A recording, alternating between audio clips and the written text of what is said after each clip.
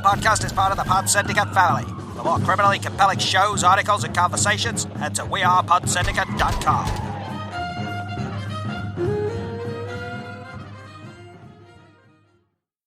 Hello. And welcome to Film Bastards. Good afternoon, good morning, good evening, and welcome people to episode 436 of Film Bastards. I am one of your co-hosts, Mark Foster, and as ever, I am joined by Becky Foster. Hello, everyone. And Ian Loring. Hello. yes, Becky's back. Hi, Becky. Hi.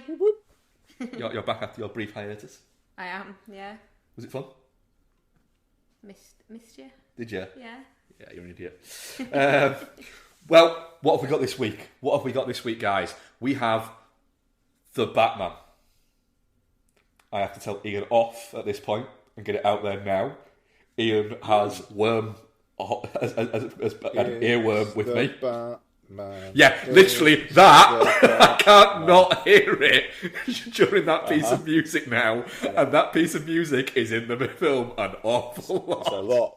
Yeah. It's a lot.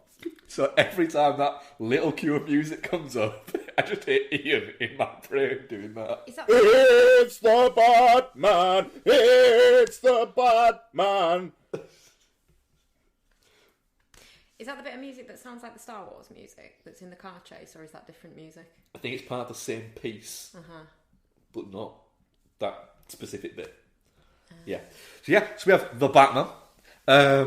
We don't have... it was Flesh we were going to cover, wasn't it? Fuck, what is that film called? Fresh? Yeah. Fresh, that's it, not Did Flesh. you just say Fresh or Flesh? I said Flesh. You did say Flesh. Yeah. Right. We're going to cover Fresh. Or Flesh? Or Flesh. But then, literally, like, a day before it was supposed to come out on Prime over here, or Disney Plus, is it? Disney Plus. Yeah.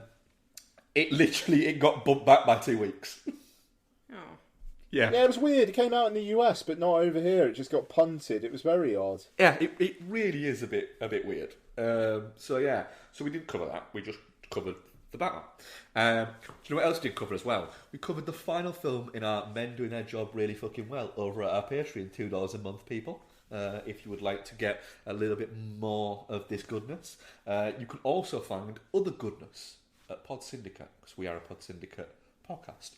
Other goodness includes His Film, Her Movie, they're back, the Rewatch Project, Chinchill's Punter, Iron Sequel, all other manner of audio wonderment out there. Yeah, you can also check us out on YouTube as well, because we're on YouTube now. Yeah. Oh, wait. I missed that. What are we doing on YouTube? Yeah, started it a couple of weeks back. Do we put the podcast on there? But people are watching it, listening to it, listening, having it on. Yeah, we've had. Yeah, there's been a few. There's been a few actually. It's been good. What does it show while people... Just the podcast logo. Oh, okay. Our logo. Yeah. But who I'm knows in not the future? fucking made of time, Becky. Yeah. It's not me. Aw. It's not me who has to stare at the void of his existence for 6 hours a day. Stop it. So yeah. I mean, if you want something to do, Mark, you fucking. I fucking might. Right, yeah. So we're going to cover that. But first of all, Ian, what's been happening in the news this week? I know he hasn't taken me up on my offer there. You'll just end up with a video of him dancing looped. Yeah. No one wants that. It probably would be something like that as well, wouldn't it? Yeah. Okay.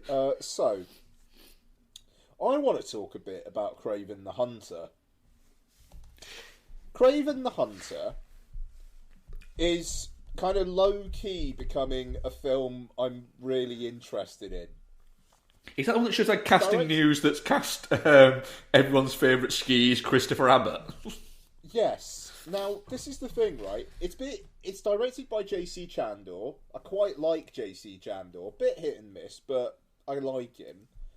Christopher Abbott joined the cast, but also, Aaron Taylor-Johnson as Kraven the Hunter, Ariana DeBose in what will probably be her first post-Oscar winning role as Calypso in Craven the Hunter. Doesn't that just say everything about the film industry these days? You've won an Oscar. What are you going to do next? I'm a villain in a Marvel film. Oh, what? The next 4? No. Oh, well, it's Guardians of the Galaxy. No. Craven the Hunter. Who's that then? Yeah, but also Russell Crowe, Fred Heckinger, Alessandro Nivola, and now Christopher Abbott.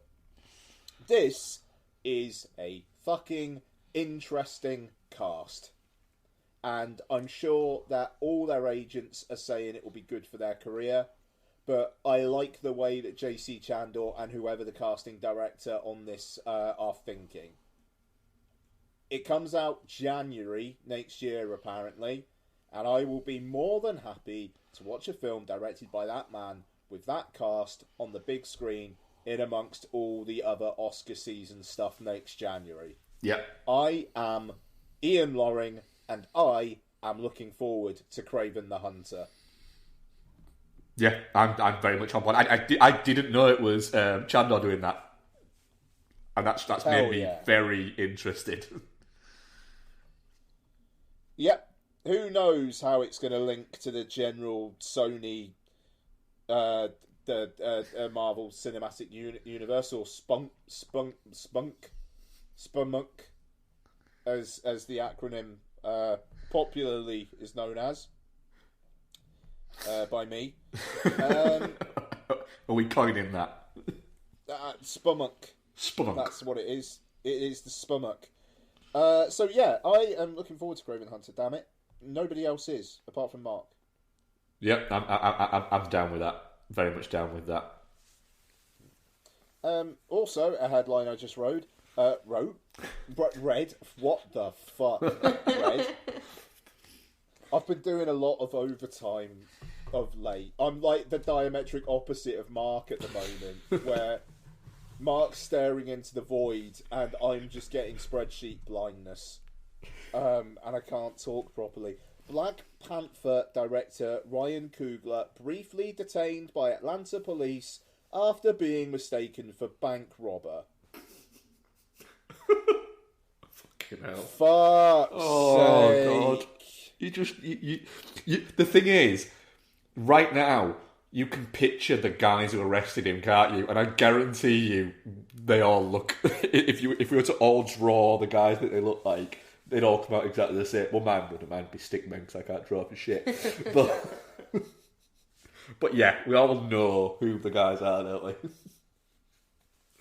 Oh, fucking hell. Oh, dear.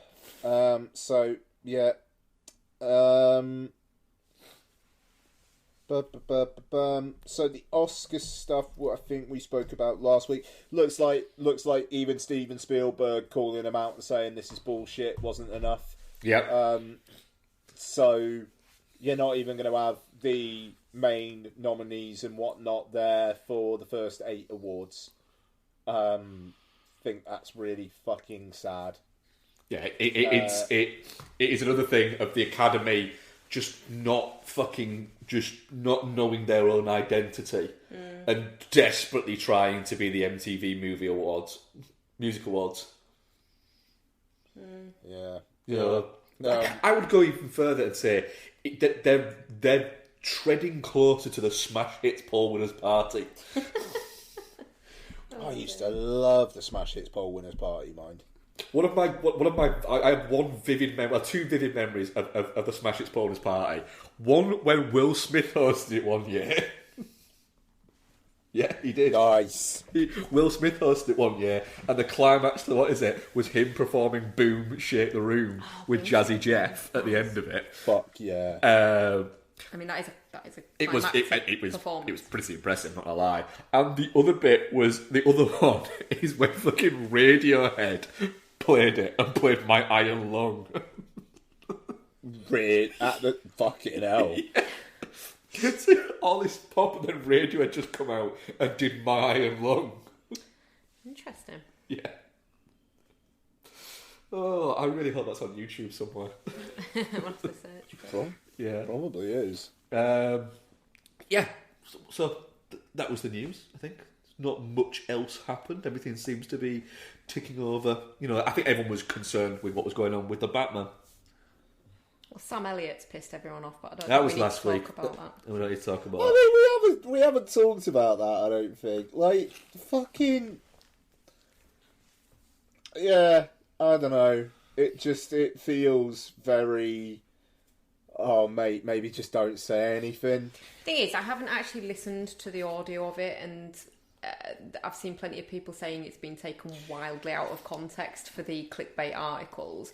But I have to say, I do agree with him. The power of the dog is shit.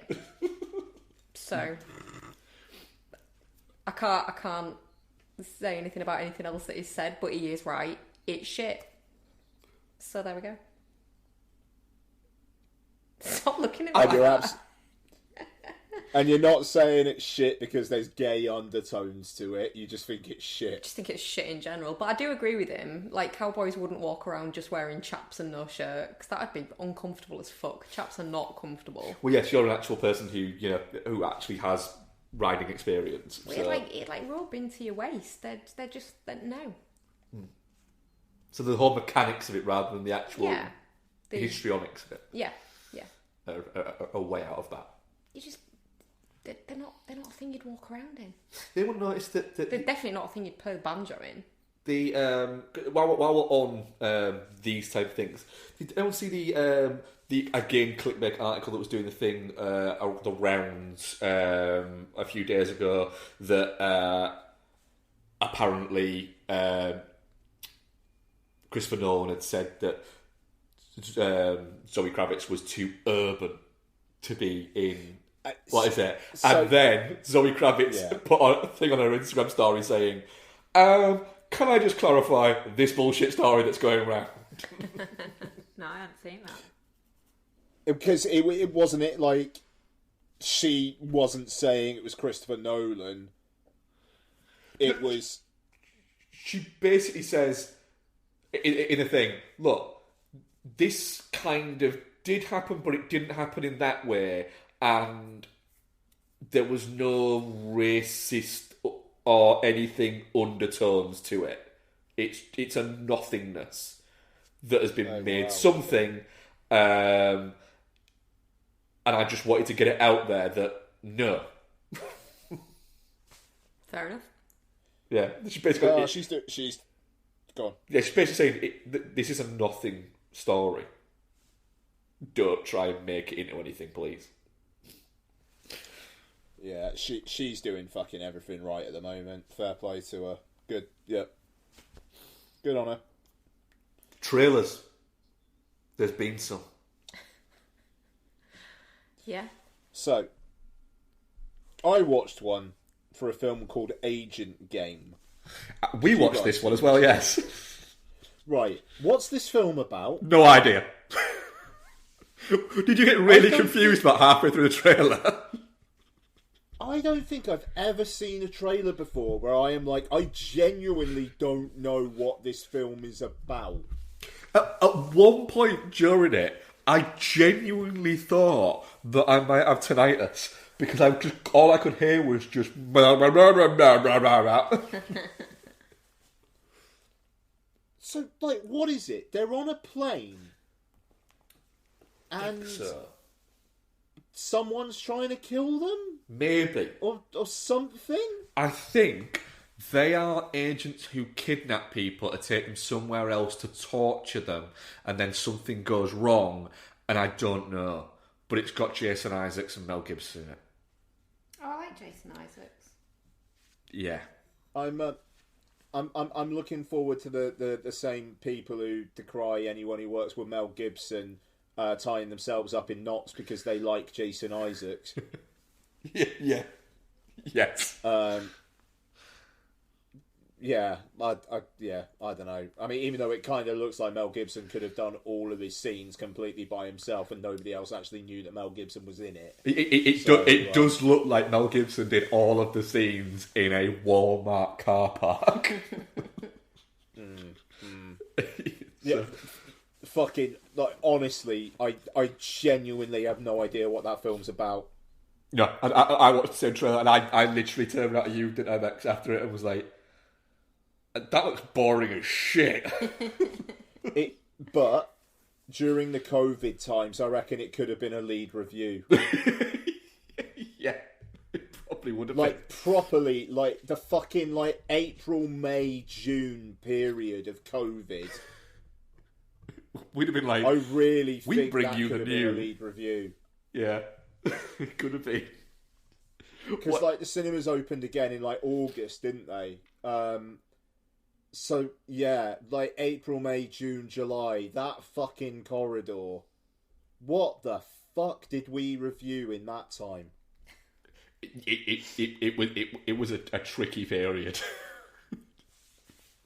There were films I don't think we'd have watched now if it had been in normal times.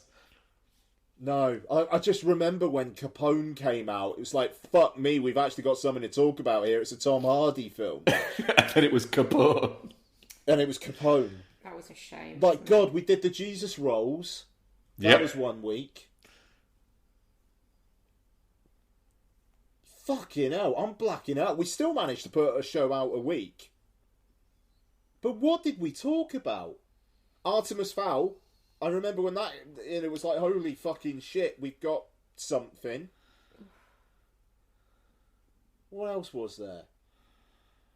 Anyway, sorry, I'm derailing things now, but God's sake, I fucking pray we never go to those times again. My God. Yeah, it was not good. I mean, for multiple reasons, but fucking content of the podcast. Bless you lot who have been listening for that long, who had to put up with us fucking struggling to find shit to talk about. Bless you. Yep. And then Tenet comes out, and I'm all fucking... I sat at the front and couldn't understand anything, so I thought, meh. That was a good review, wasn't it, guys? Well done, me. Was that one of your Cinema's Dead periods? Oh, God, yeah. Every fucking week, all I was talking about was how cinema's never coming back, and it's all fucked and everything's bloody useless. God, what a fucking treat I was. I'll tell you what, that just reminded me. Somebody said to me on a work call yesterday that I was being miserable. So do you know what I did? I put on a fucking beach background on my Teams. I was like, here you go, I'm at the fucking beach. There you go. Fuck you. You should have put on the one with you in a truck with Liam Neeson.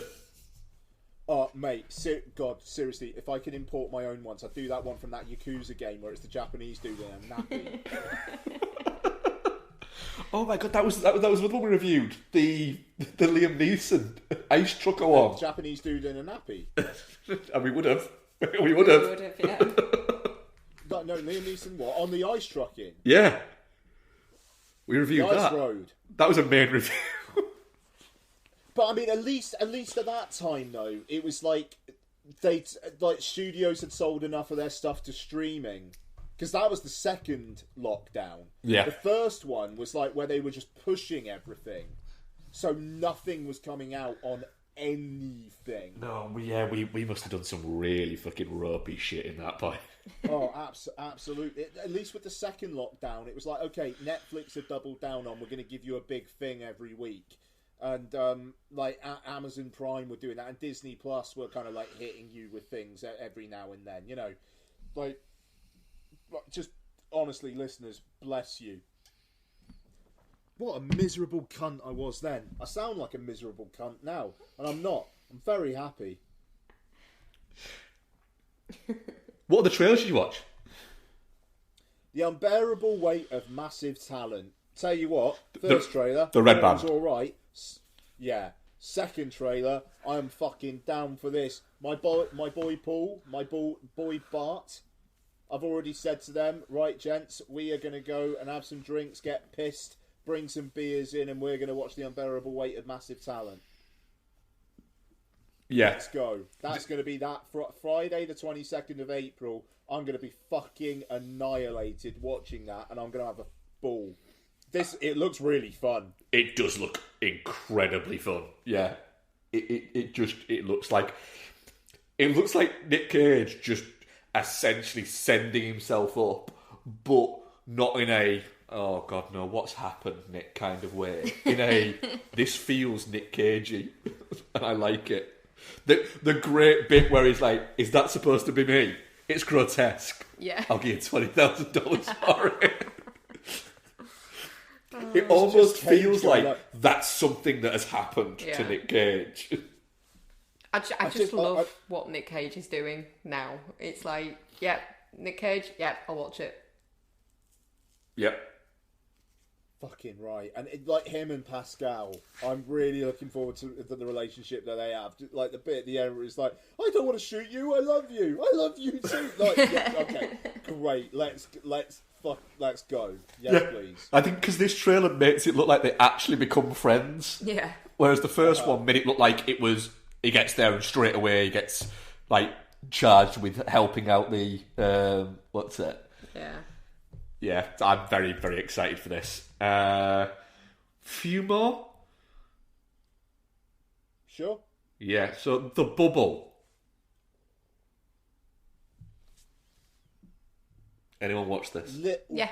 Little bit worried about how pleased it's going to be with itself. Yeah. But give it a go. I'm glad you said that. You're really looking forward to it, aren't you? I think it looks like really good fun. Like the kind of stir craziness of like when we had to live in bubbles or when we were on lockdown and stuck at home and stuff like that. I think that's where it's going with it, isn't it? Obviously, so I just think it'd be quite good fun.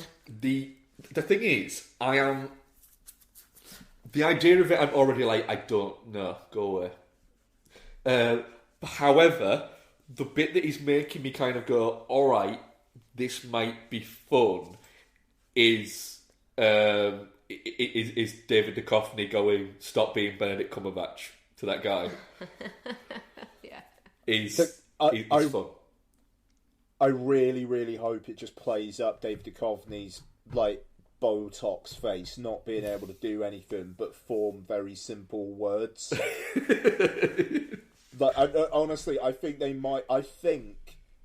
might be taking the piss out of himself here, and he needs that's what we need out of David Duchovny. We need him to go, yeah, I look a little bit fucking silly, but I'm charming. Yeah, and I need him to play that. Yeah, I'm a little bit worried that The Bubble, I think like Ian said, it's going to be a little bit too pleased with itself. It just the runtime worries me as well. How long is it? Already goes long, and no, I don't know, but Apatow with Netflix going, yeah, do what you want, mate. It can be 4 hours long for all we care. That film has got to be under 100 minutes. But yeah, Apatow has a habit of, if the runtime that's currently listed on IMDb is correct, I'm a little bit worried. There isn't one, is there? Go on. 2 hours 6. 2 hours 6. Okay. All right. I mean, that's not as bad as it could have been. I'll tell you what, though. That week is going to be a good week for the show. Got Sonic 2. We got The Bubble. And we got Dr. Michael Morbius, baby. Fucking hell. You know, all in the same week. Yep. We're back. That is actually, films are back. Yeah, that is actually 3 films I'm alright with watching in a week. Couple more I think we've got. First full trailer for Deep Water. Looks really fucking good, this, actually. I'm up for it. Yeah. Yeah. You know you're up for it. Jesus Christ. I mean... It's got kind of erotic thriller vibes, hasn't it? Which is just... and Gone Girl vibes to it, so it's very much up your street. Damn right it is. Yeah. It's 2.5 hours, man. Yeah. That's going, look how I'm coming on to all these guys. You're annoyed, but it turns you on, doesn't it? Ben Affleck just going, yeah, it does. Yeah, it does. For 2.5 hours. Can I point out it's actually not 2.5 hours long? Come on, then. It's not 2.5 hours. Sorry? It's not 2.5 hours. How long is it? It's just under 2 hours. I mean, right, it's like straight up, I don't think we've got time for it, but this is out Church's weekend. Well, Nate's weekend. You know, we could watch this at Knowles. I think we might be better served watching it not watching it when we've all had a drink at churches. Yeah, no, that's true. That's true. Um, Such a shame, though. Like, I just like the thing. It'd be laughing at Mark just being like, "Yeah, I'm into this," and me being uncomfortable. It would be quite the experience. I don't think I would be uncomfortable though, because it's like I'd love to see those two fuck. You know what I mean? It's like, and I think Ben Affleck wants to see her fuck. It's just not him. oh god, yeah. I mean, why not? Oh my word, great stuff. Yeah, I mean, we'll have a review of that in a couple of weeks' time. Brilliant. And the final one that I've got, Apollo 10.5. Oh, fuck, I meant to get to this. The Linklater. Yes, Linklater doing rotoscope again. What's this like? It looks really quite fun and charming. Yeah, it does. It's literally a kid has a secret mission by NASA because they accidentally built Apollo 11 too small. But I have to test it. Really? That's the start of the film. Is they go to him and go, God, it's going to go, we've got a special mission for you. We accidentally built a version of Apollo 11 that's too small. And the kid's like, why? It's like, we don't have time to get into that right now. Oh, that's great. I didn't know that. The kid just responds saying, it just seems like that would be a hard mistake to make. It's like, have you got 100% on every single one of your tests? And the kid's like, no. It's like, well, there you go then. That's good kid logic, that. I like that, yeah. But yeah, it's just, and this kid has this secret mission where he has to go on Apollo 10.5. Yeah. And it just looks really quite sweet and fun. It does, yeah. I like the whole rotoscopy thing as well. I liked it in It's Gonna Darkly, so... Yeah, it's, it's Richard Linklater making a Richard Linklater movie. Yeah. That's a Netflix one as well, isn't it? Darkly and have a go. Yeah. Oh, is it? Mm-hmm.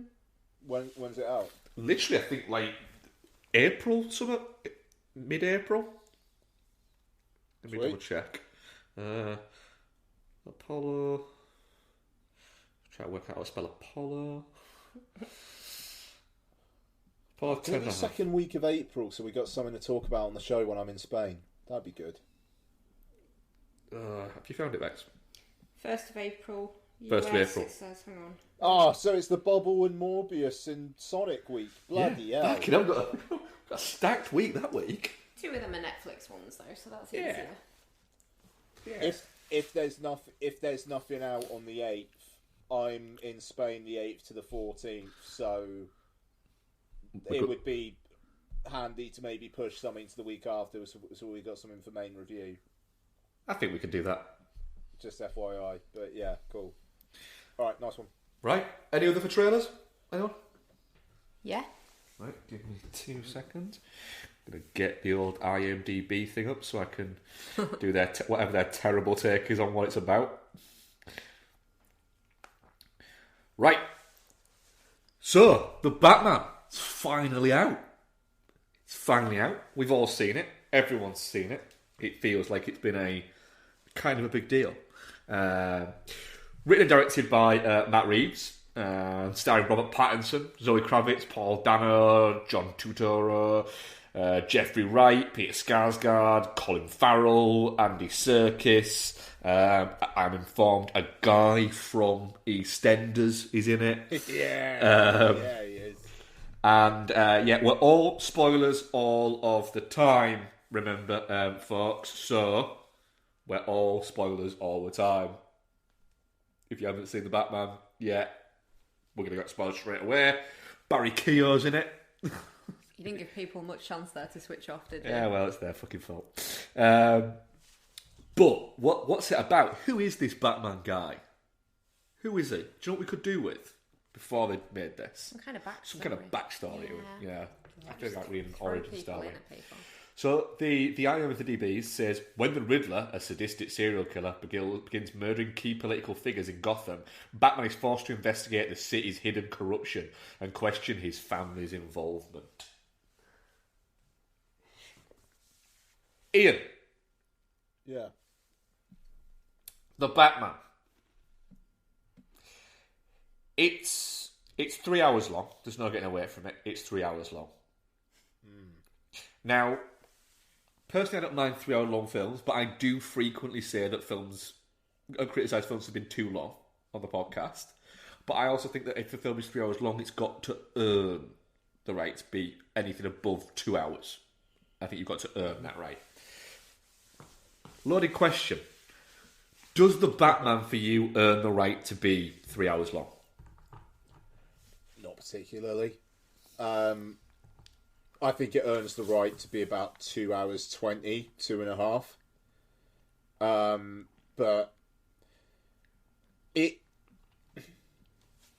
feels like fair play. They were just allowed. They were just allowed to play. They were allowed to go for it. Like the Avengers Endgame has shown that the length of the film does not deter people from sitting and watching and enjoying them in terms of massive box office success.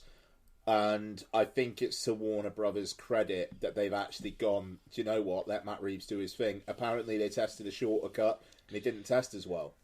So, I'm more than happy to say that my opinion is probably in the minority there. I'd be very intrigued to see how I react to it on rewatch. I mean, like, spoiler alert, it's definitely not shit. I'm not going to be saying that I think it's a bad film.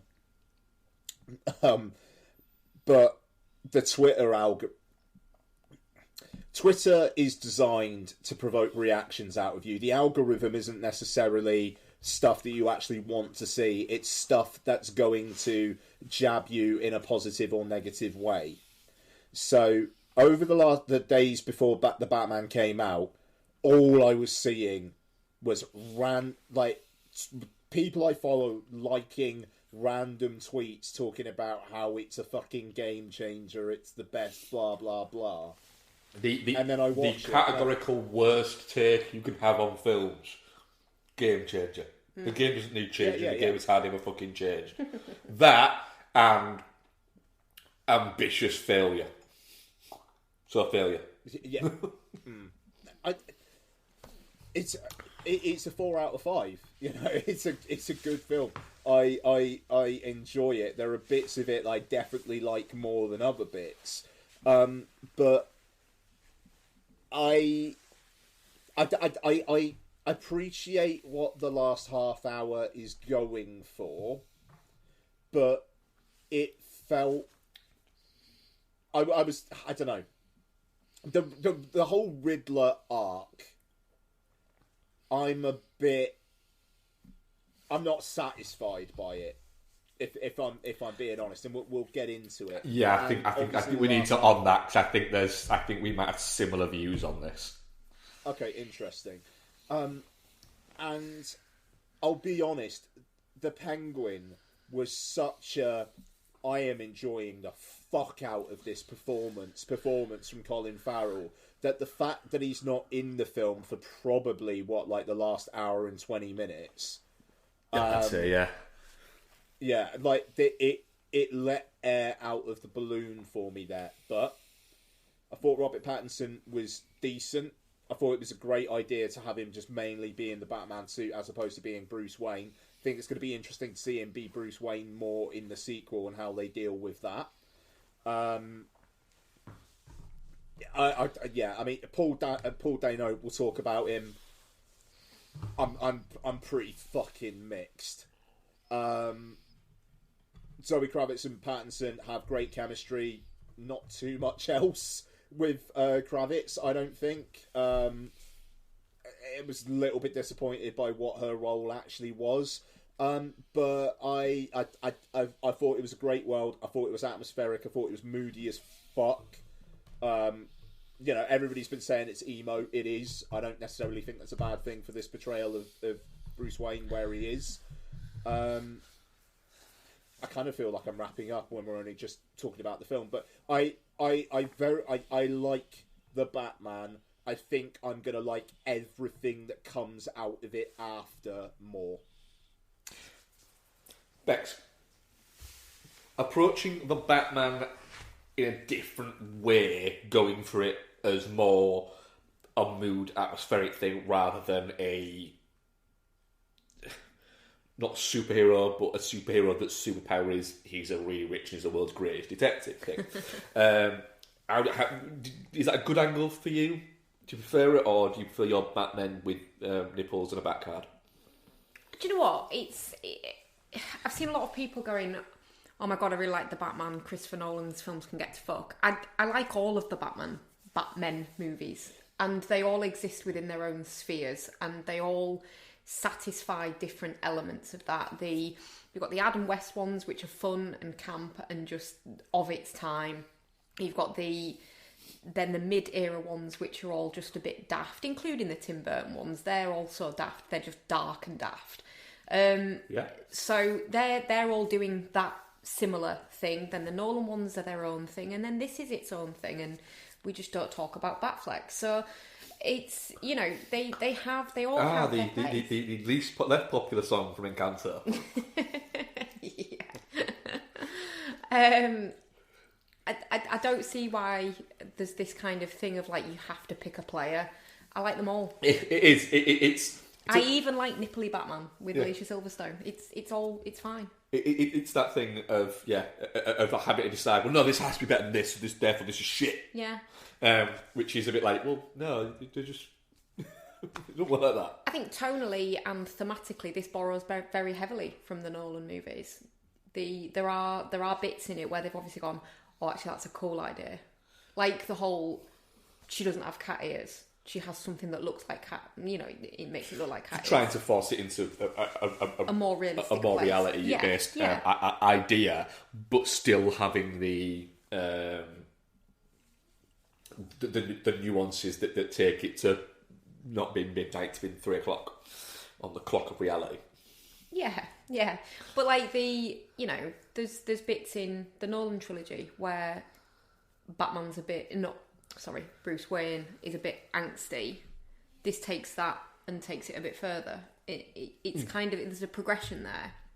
The earlier Batmen are very much in a world outside of reality. Nolan's is slightly closer to reality, but then you've still got people like Ra's al Ghul, which are not realistic people. And then in this, you've just got the fucking mob, and it's much closer to reality. So it's just going that way. Well, Future Batman will just be sort of sat fucking gaming in his house and just occasionally put on a balaclava and go out and kick the shit out of someone. Possibly. That's the thing. It's the thing that I quite like about it, is that there's always been this idea that Gotham is New York. It's kind of based on that. Yeah. I like the idea that this takes it and goes, what if Gotham was more like Chicago? That was quite cool. Well, you could watch The Dark Knight. Pardon? You can watch The Dark Knight. Well, yeah, there is that element to it, and there is certainly that pulling out. But the opening, there's a lot of there's a towards the opening, and then I think towards the end, there's a distinct Alan Moore-iness to it. Alan Moore who did do Batman books, but not that many. For that, I think more that he's not as directly associated for people who aren't comic book nerds with being a Batman writer, but he did write one of the definitive Batmans. We've got a freaking poster of it up in our, what is it? The Killing Joke. Yeah. But then it's also got there's a lot of nods to like the Jeff Loeb ones, Batman. So, there's a distinct, it's a Long Halloween.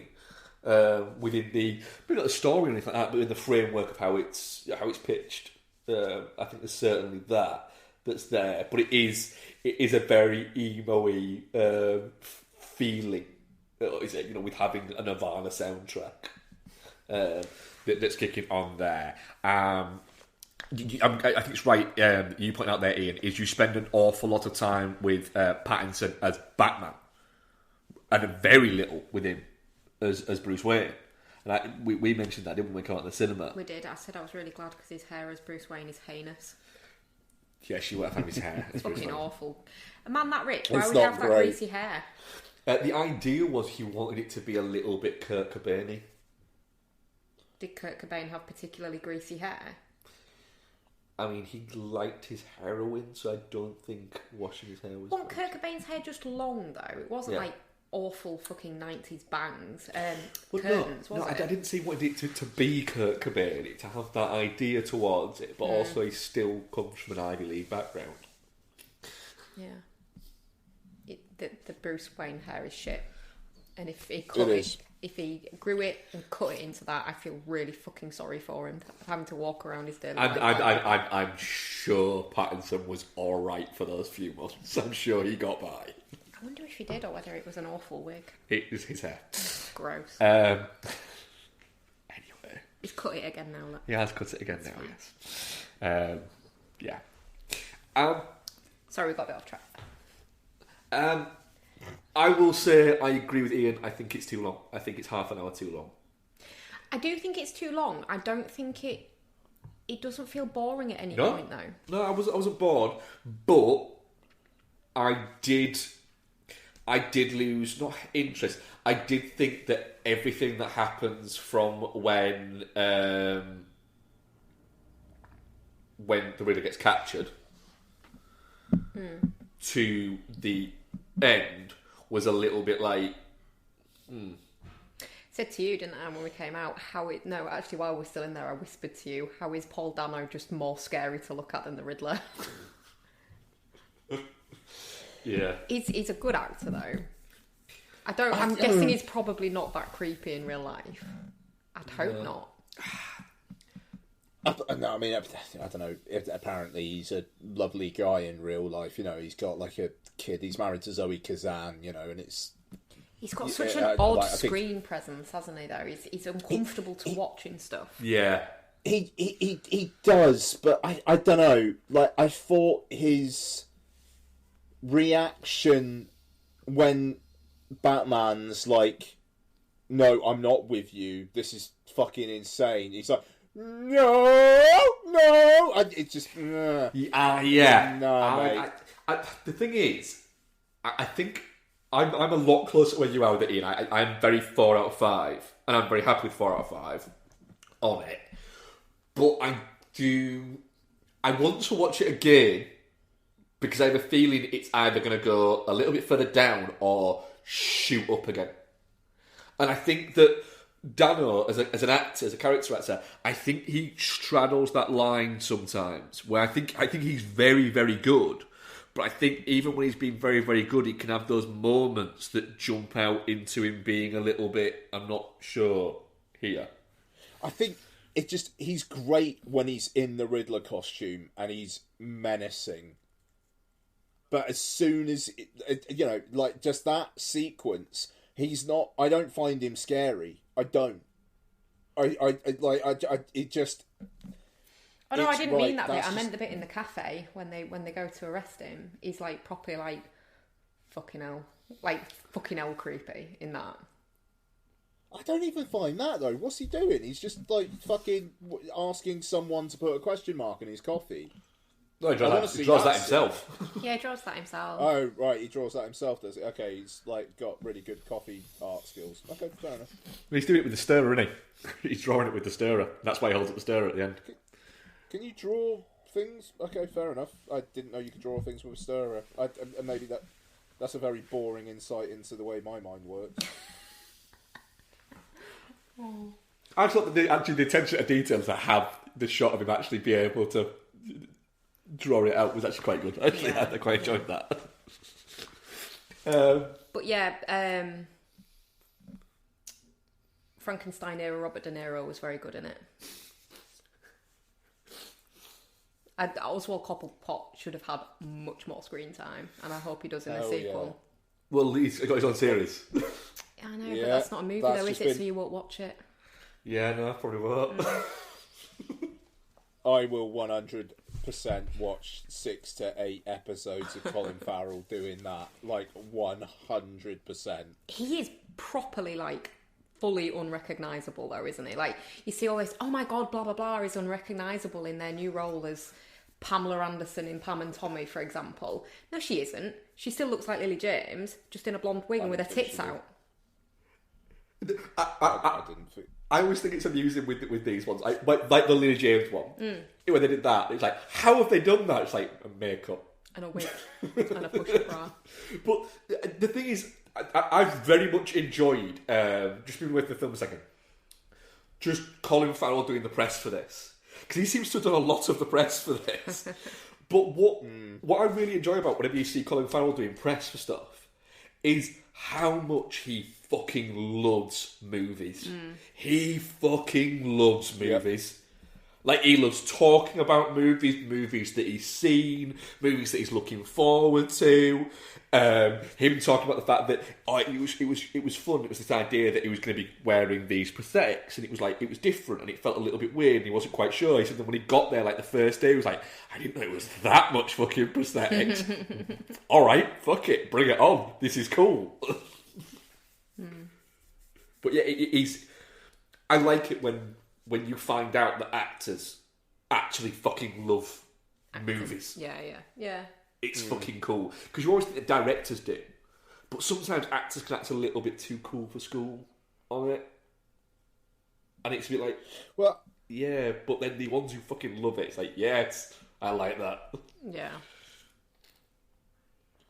yeah, I mean, it's just like Colin Farrell's been around the block, isn't he? And it's just like, you know, he's got his family and he makes his films and he's just happy to be about that you know, that as we were saying when we were talking about Miami Vice, it just like, it's cool seeing that Colin Farrell's come through the other side and now he's just like, I'll work with whatever director I think is interesting. I don't care about the scale of the film. It can be After Yang or it can be the Batman. I don't care. And fuck it, I'll go on Hot Ones. That looks fun. And he did the favourite Hot Ones episode I think I've ever seen. Yeah, I watched a clip of him from the Kelly Clarkson show. Oh, great. I'm sure he's brilliant. He was really charming. He was talking to Kelly Clarkson about her version of, I can't remember what song it was, and saying how wonderful it was and how much he liked it. And she was like, I can't believe you actually know that. He's like, what are you talking about? He was just... You just sort of thought, do you know what? He just comes across as a really nice guy. And like you were saying there, Ian, it's kind of cool that for a while there, it was not looking good for him.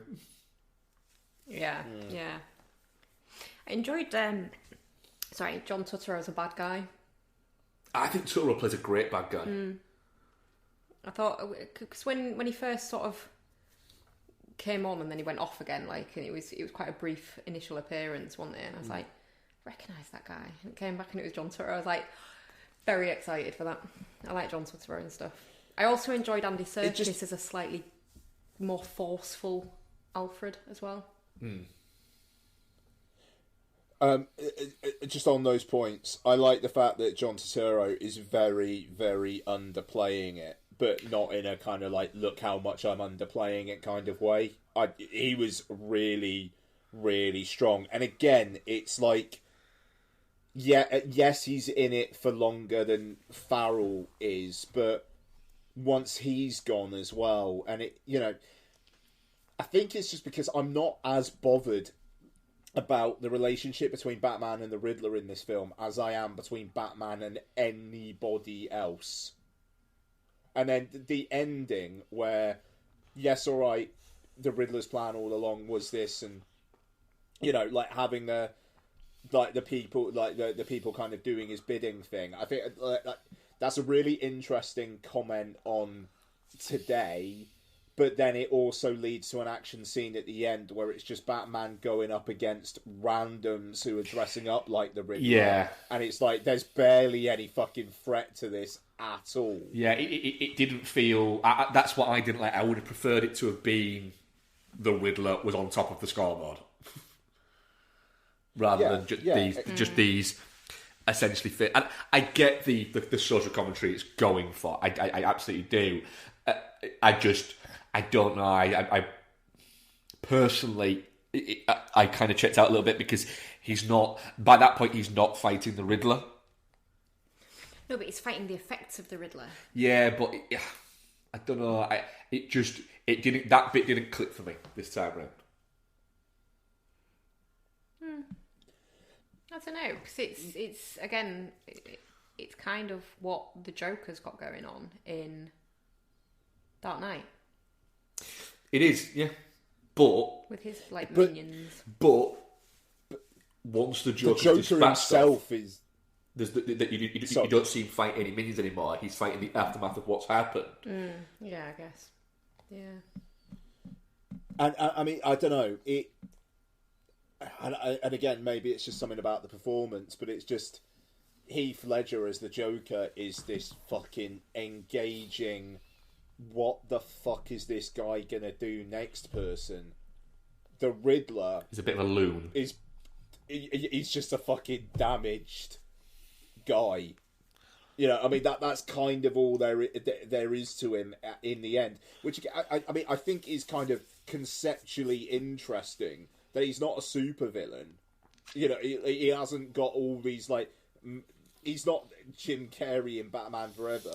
He's a guy, but he's an accountant. If I'm gonna, yeah. I mean that's it. He's a forensic accountant. If I don't know, I'm gonna find Colin Farrell and John Turturro more interesting in those roles, but I like that it ends with Batman realizing it can't just all be vengeance. There's got to be fucking hope, and that shot of him lighting up the flare and the sequence of him going in, reaching in and getting the mayor's kid. I'll be honest, made me tear up a little bit because I got what Reeves was going for there. Yeah, and that the kind of his end speech thematically, I absolutely got it, and that's why I said earlier I'm looking forward to seeing what happens in the future. Because yes, the Penguin spin-off. Apparently, there might be an Arkham Asylum show as well, which I think could be great. That is apparently the plan. Yeah. Yeah. I mean, that sounds very cool. But if the sequel is going to be about Batman actually trying to be a symbol of hope for Gotham, that could, and obviously. All right, Siri. The fucking hell? What? Sorry, Siri. Yeah. I think that could be a really interesting direction. And okay, if you're going to be introducing Barry Keoghan as the Joker again, fine. And if that's going to be testing Batman's idea of hope, cool. But I'm invested in what this Bruce Wayne is going to be in the second one. Can I just ask? I'm sorry. Go on. Very okay with the Riddler not being in it. Sorry. Yeah. I was just going to say. I mean, I'm not a comic person. I like them when I read them, but I don't read them religiously. Is there no other baddies? What?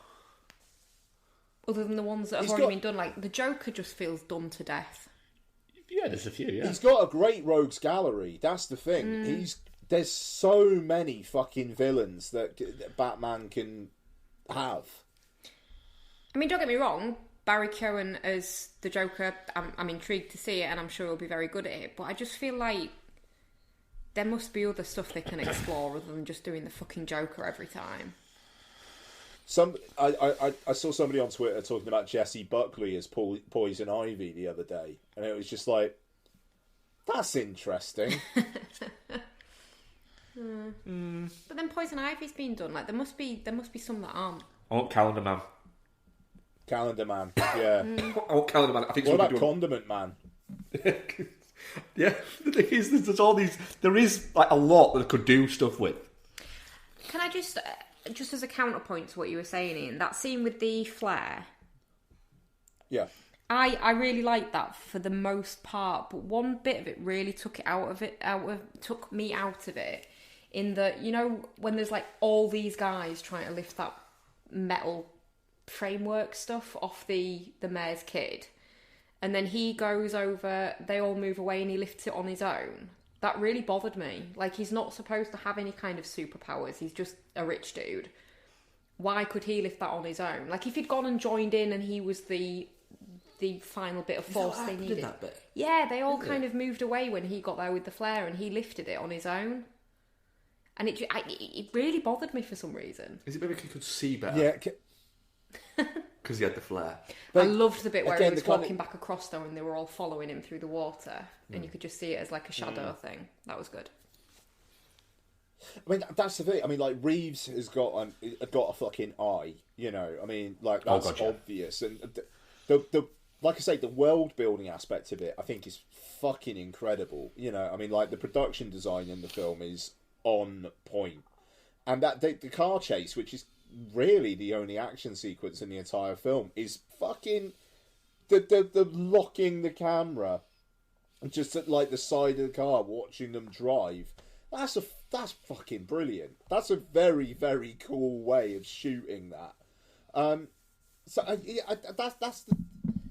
That's the annoying thing. And I bet Noel is fucking screaming at me about some of this stuff. And you know, the comic book correspondent has retired, so he can come back on whenever he wants, but he's just going to have to deal with it for the moment. But it's I want to like it more, and I've just got a sense, and God knows this sounds antithetical to fucking everything I ever say, but now having watched this on the cinema screen, I wonder whether being able to watch this at home, nice and comfy, and, you know, just, like, with drinks and snacks and whatnot, whether this might actually settle better for me. I definitely agree. I think it would be a better home watch. I really like my cinema, but I like the fact that I have my cinema watch and then I can have a slightly different experience with it at home. Yeah, I wonder whether because I watched it in IMAX, and just like the massive screen and the sound and whatnot, whether what this film was actually trying to do, even watching it on a normal cinema screen as opposed to IMAX, might actually work better for this particular film. Well, I can say that we saw it on... We did see it on super screen. We saw it on super screen, and I think if I go watch it again, it'll be on the standard screen. I feel like it will benefit from a more closed-in, intimate setting. Yes. Yeah, I can see that. But you can take in a little bit more of it. Mm. Yeah, I think so. I don't know. It's weird. It doesn't feel. It feels like the world here is immersive enough, thanks to just how A+ everything is technically with this film, that you don't necessarily need the big screen, and maybe like having a bigger screen means that you're not quite catching the details, and like I don't know. It's weird because it's a blockbuster that doesn't really feel like it's a blockbuster. Which I'm not saying is a bad thing. No, I know what you mean. The film's got ambition for days, but I do just wonder whether it would work better, like you say, Bex, in a more contained kind of close environment. Yeah, I'm fully prepared to watch it second time round and go, do you know what? I get it now. I think I might be going to see it in the cinema again, just for the sheer why not of it. Are you sure you'll have time?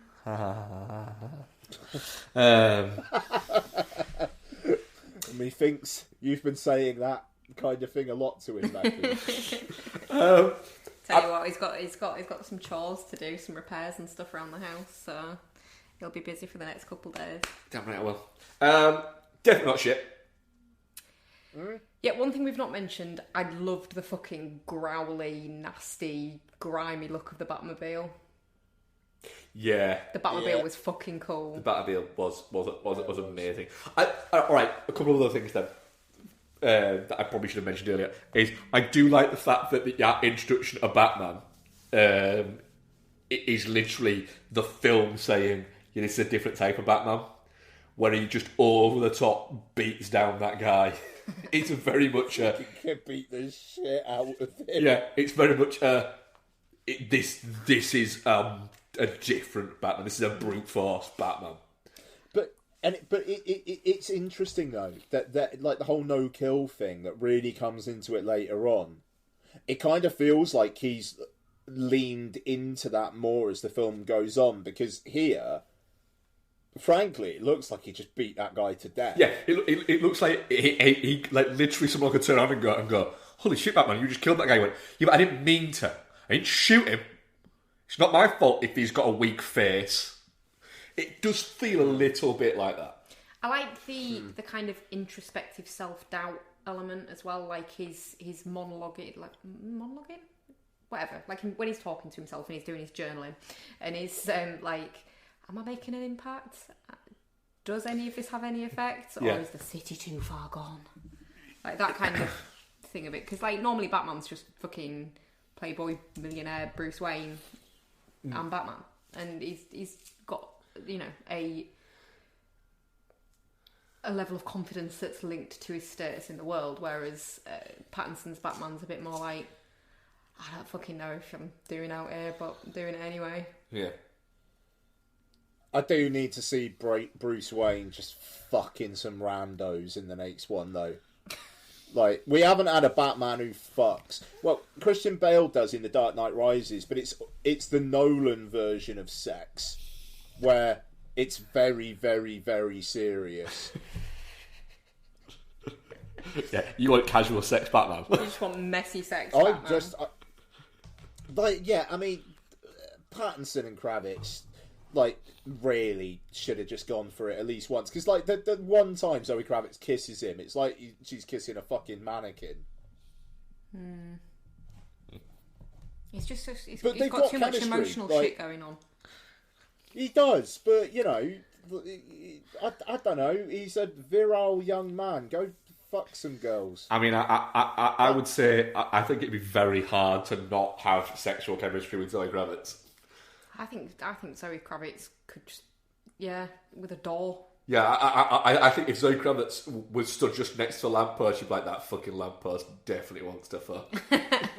Yeah. I mean, straight up, when she came on screen, like, serving, like, Colin Farrell in the club, a girl a couple rows behind me just went, oh, you know, at Zoe Kravitz, and it was like, yeah, absolutely, yeah, it fucking ridiculous woman, like, good for her.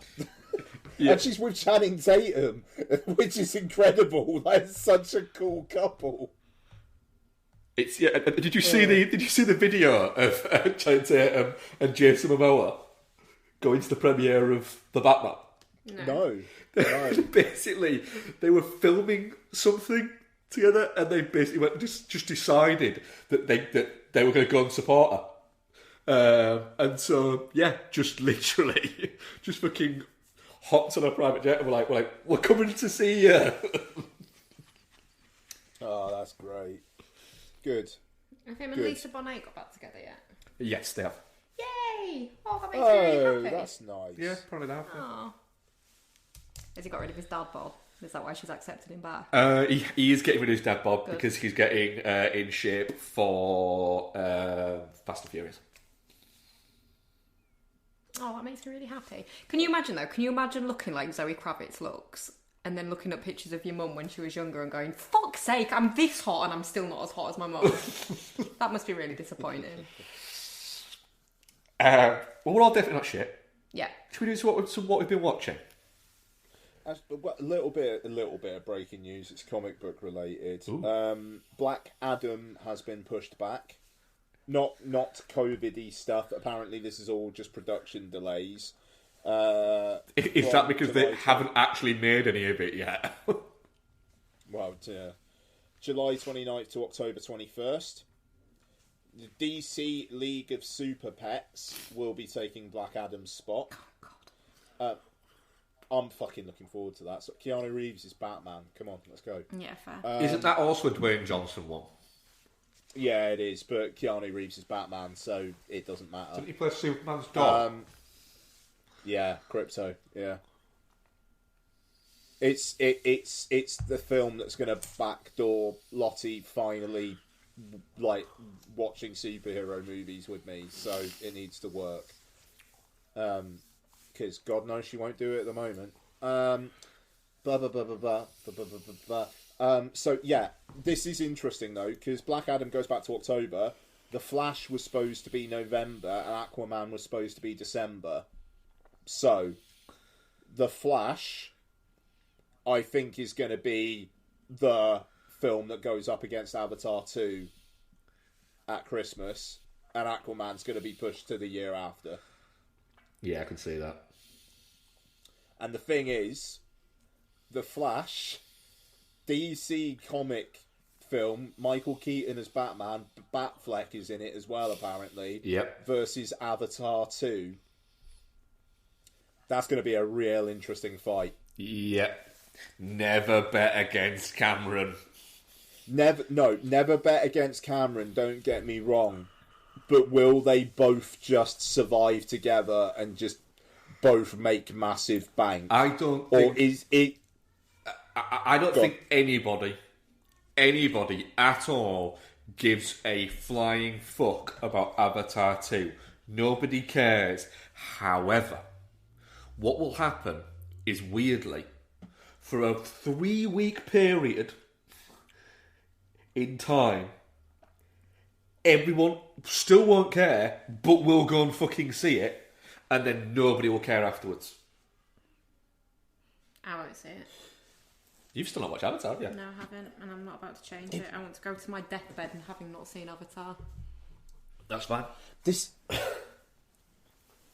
My question with Avatar... Slight tangent, but my question with Avatar 2 now is, with 3D basically gone, you know, you get the odd showing at cinemas, but it's not like Very you put rare, it on big isn't screens it? or anything. Yeah. Will Avatar 2...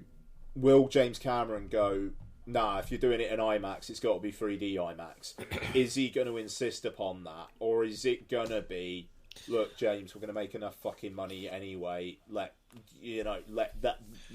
move on?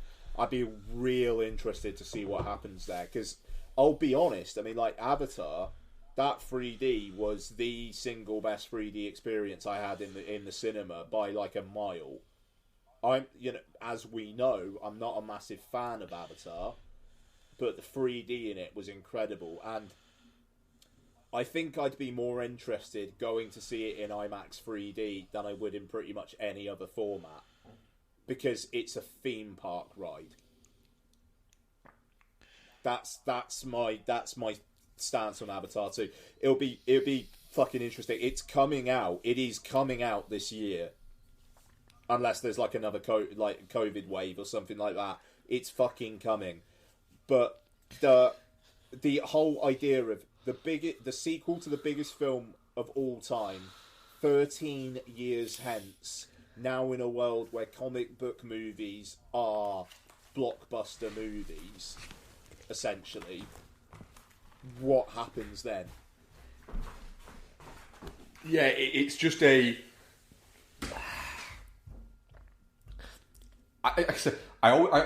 everything is set up for that film to fail, apart from the one thing, which is never bet against James Cameron. It's such an oddity. It's such a weird. Like you say, it's 13 fucking years, and he's been promising. He's been talking about like 5 Avatar movies by now, and literally almost the entire MCU has existed since Avatar first came out. There was 2 films, Iron Man and Incredible Hulk. Yeah, that's it. And we've had 25 of the fucking things. Yeah, it's so odd. And like I say, I mean, at one point there wasn't the talk about the fact Avatar would be in 3D, but it wouldn't be with glasses. That's the kind of fucking innovation that Cameron needs to be doing. It is. But, well, we'll wait and see. We'll see. Yeah. But, yeah, the thing is, though, by December, I might be a full fucking Pandora head. I'm going to fucking Florida for 2 weeks in September. Of course you are, yeah. Yeah, man. And since the last time I went to fucking Florida was 2009. They didn't have an Avatar world at Disney then. They fucking do now. So I'm going to be doing all that fucking Avatar shit. I might be fully let's fucking go. Who knows? Who knows? You know, oh, can't wait. That's going to be some fucking interesting recording sessions those 2 weeks, how we work that out. Christ. Only a 5-hour delay. We'll work it out. There'll be somewhere we can do it. Hey Hannah, you know, I think you really can't beat a good rewatch of a TV show. Would you agree with that, love? Oh, yes, I would. Marvel's Agents of S.H.I.E.L.D. I think during, you know, global pandemics, storms, all of these things, it's quite nice to just sit down and burn through something that you've seen a million times. Absolutely, nothing like a binge watch. Star Trek. Babylon 5. Because you could sit there for hours looking at serial killer documentaries. Absolutely. That doesn't Netflix. make you a weird person at all. It doesn't. Yeah, you could watch documentaries that all seem to be about women killing men. Love you, darling. You could put off watching Daredevil for the 30th time. Harry Potter. But really, you can't beat immersing yourself in the warm jumper of a rewatch of a show or a franchise. Beloved franchise. A beloved franchise. Lord of the Rings. Twin Peaks. From VHS compilations recorded off television with the ad breaks, cut out of course, to DVD box sets of Sex and the City and, I don't know, Smallville. Farscape. Quantum Leap. To giving up finding new content on Netflix and just having a comfort trawl through Star Trek The Next Generation or Parks and Recreation. I think that we can all agree. There's a lot to be said for that. You can't beat a good rewatch. So, with that in mind, join Hannah and Mike from Chinstroker vs. Punter as we burn through some of our favourite franchises and share our immediate reactions to each instalment in both spoiler and non-spoiler sections. To do that, do a search for the Rewatch Project with Hannah and Mike on Apple Podcasts, Spotify, or whichever your favourite podcast provider may be, or go directly to anchor.fm/rewatch project. We are proud members of the Pod Syndicate family of podcasts.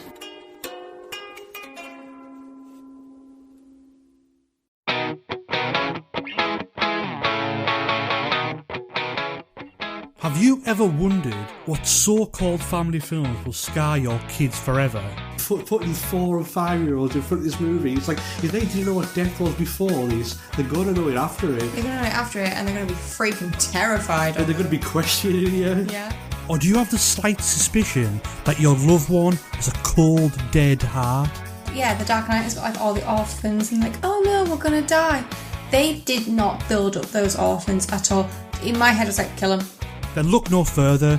The His Film Her Movie podcast is the show for you. It's the movie podcast that celebrates the contrasting cinematic tastes of its hosts. So join Jordan and Lauren every week on their unique journey through the land of the silver screen. So if you're looking for a few laughs, some fun film-related chat, then get involved. You can find us on Apple Podcasts, Spotify, Stitcher, or wherever you get your podcasts. Bex, speed round. What have you been watching? Well, actually, I've only watched a couple on my own, so I can do those since I was last present. So I watched Encanto. I'm gonna keep listening, but I'm gonna go for a pee. But I'm gonna listen in my AirPods. Okay. But you won't be able to hear me. Fair enough. It's fine.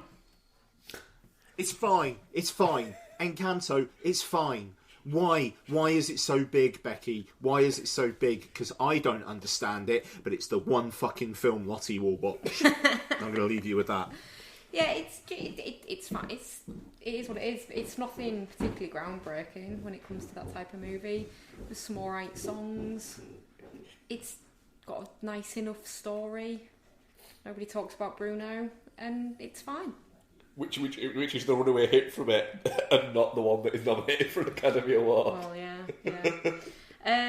I watched the new Genet movie on Netflix, Big Bug. Oh yeah. Which is essentially about like Big Bug. No, like misleading title. Like it's kind of like if Terminator was really colourful.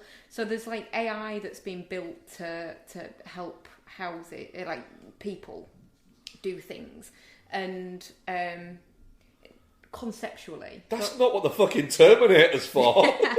No, but they've built AI, haven't they, in Terminator, and then it sort of goes wrong, and then it takes over, and then everyone dies.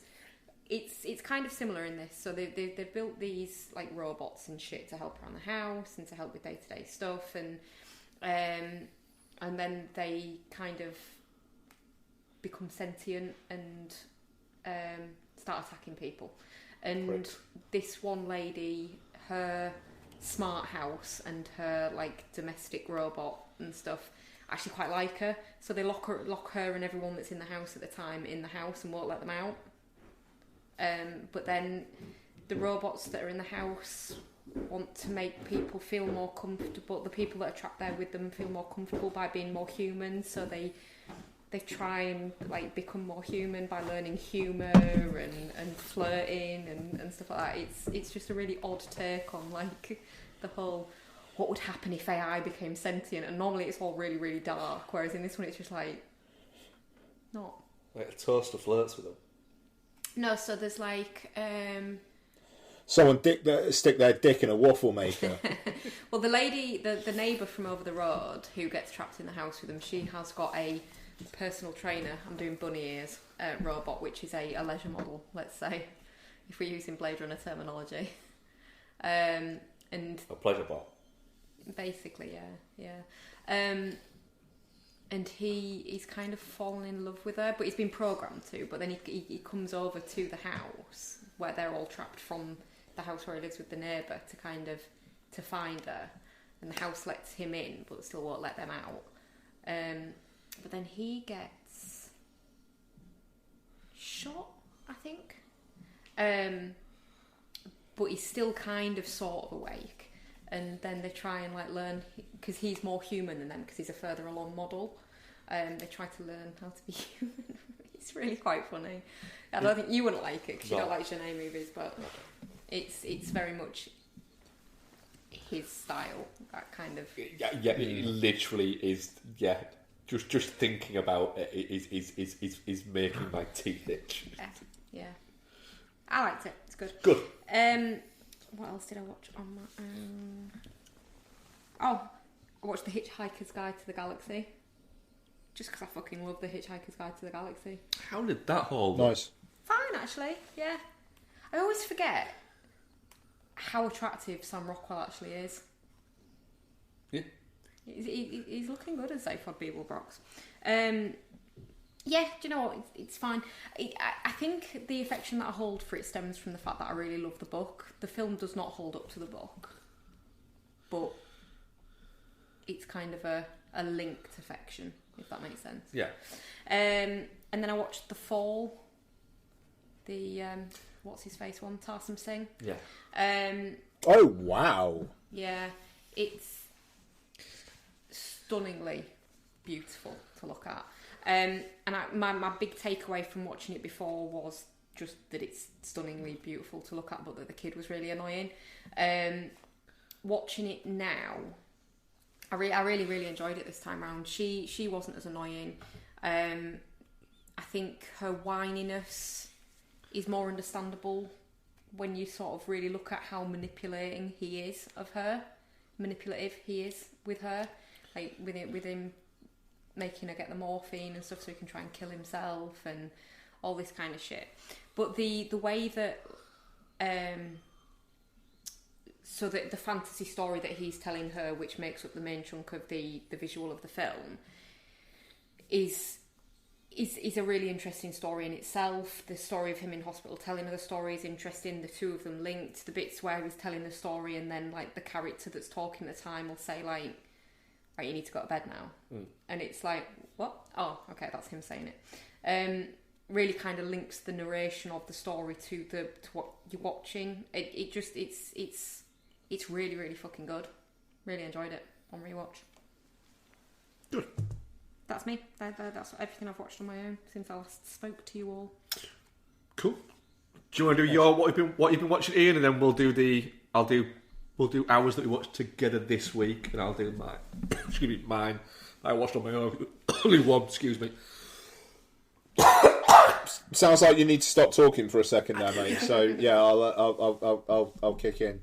I'm just going to turn down my mic. I looked at my sound waves for the first time in a while, and holy fucking shit, am I popping? So sorry, listeners. So yeah, I watched on Disney Plus or Star, No Exit. Which is a new 20th Century Studios film that's gone straight to Disney Plus. So this is directed by Damien Power, who I can't say I'm familiar with. I can't say I am. The lead Havana Rose Liu, who I don't. It looks like she's only got a few credits herself, but Dennis Haysbert and Dale Dickey are in it. So there's that. So basically, this is the story of a junkie or like a recovering addict who is called by someone saying that her mother has fallen ill and is in the hospital. She breaks out of the hospital that she is in to go and visit her mother. She's caught in a blizzard, and she is told to essentially hold up in a kind of like a visitors centre for like. Oh yes, I remember seeing the trailer for this. Yeah, yeah, and then this isn't a spoiler. It's kind of like what kicks off the plot. But she, in a van in the car park, she sees a girl tied up in the back, and it's basically someone in this visitors centre holed up with her is the kidnapper. So it's a really interesting premise for a film. And it's odd that the direction they decide to take is that within about 20 minutes of that reveal, you know who's behind it. And then the rest of the film, there is another twist, but the rest of the film is basically her versus the person who kidnapped the girl. And it's fine. It's weird. I've seen some like really, really positive takes on this. Like it's a really original, like captivating thriller, and it's fine, But I mean, I think it's very, very 3 out of 5 to me, and it feels like one where it's like, I would have actually been surprised if 20th Century released it in cinemas. It's not one where I'm like, it's a shame that this one's been dumped on Disney Plus. Nah, this is like, yeah, all right. This feels like your average Netflix fodder. Yeah, it looks and sounds very streaming service. yeah, and it is, and it's serviceable enough. And I don't think anyone will ever talk about it again.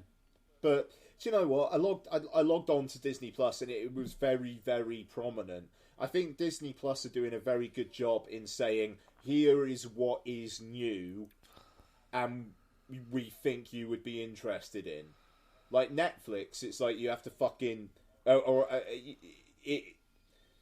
it all depends on whether the algorithm just picks up on you being interested in it. Amazon Prime, it's like, good luck. You've got to fucking solve my riddles free to be able to find something. Disney Plus, it is... We're not just chucking stuff at you. We're going to have 1 or 2 big things a week, and they are going to be prominent. Cool. That feels like the way to go. Yeah, Disney Plus actually want you to watch this shit. Yeah, quite. I really, really like Disney Plus. I really fucking like it. It feels like Apple TV Plus. It feels more premium. Yeah, I get what you mean. Yeah, I agree. So yeah, earlier that day, which probably didn't help my opinion on No Exit, I rewatched the Spielberg West Side Story. And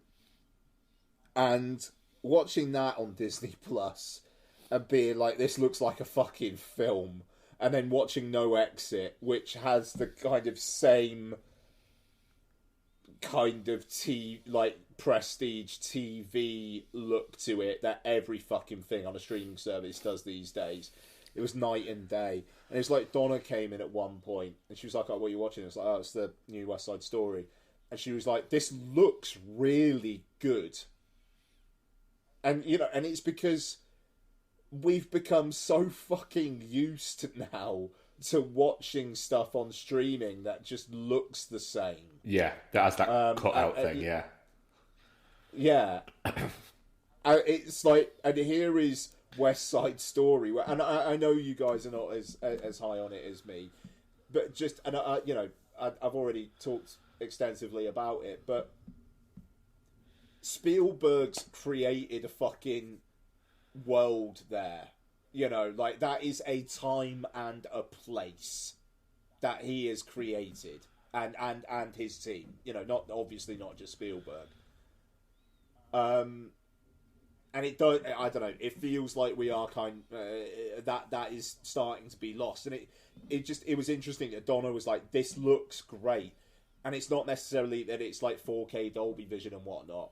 It's the production design, it's the cinematography, you know, it's the direction. You know, on Twitter a couple of weeks back, there were people like going off on the that like one take of them going into the gym, and like the one take shot of everybody dancing and whatnot, and it just kind of feels like, yeah, that is special now. It doesn't necessarily feel like that shot would have been special 20 years ago, but it is now. And I think that's sad. Cinema's dead. No, it's not. But yeah. I mean, but yeah, West Side Story. I think it's great. I think that Ansel Elgort, when he is not talking, is great. When he's talking, he's real bad. His reaction to Anita, fucking Doc's wife. Sorry, I've forgotten her name. Saying that. Fucking hell, Maria is dead, and the look on his face and the way he kind of staggers back. Jesus fucking Christ, does that take me out of that film? It is an awful reaction that I can't help but think Spielberg just like tried 30 takes and was just like, Jesus fucking Christ, we'll just have to take the right one, the best one. You know, like, is this the best I've got? Yes. Fuck. Yeah. But we've been doing this all day, so we're just going to have to leave it. Also, I will just say, the America scene, I'm sorry guys, it slaps. Alright, it's not the original, I know it's not, but it's fucking great. There we go, West Side Story. And my last one is Mad Max Fury Road. So, I was going to watch all the Mad Maxes, and then I just thought to myself, yeah, but I really just want to watch Fury Road. So I watched Fury Road. And again, this is a film that, kind of, like I was saying with West Side Story, I didn't appreciate Fury Road like I should have at the time. I liked Fury Road at the time. But was it your number one film of that year? It might have been. It might have been, to be fair, and I liked it. But I honestly, I think it was actually, but it's better than that.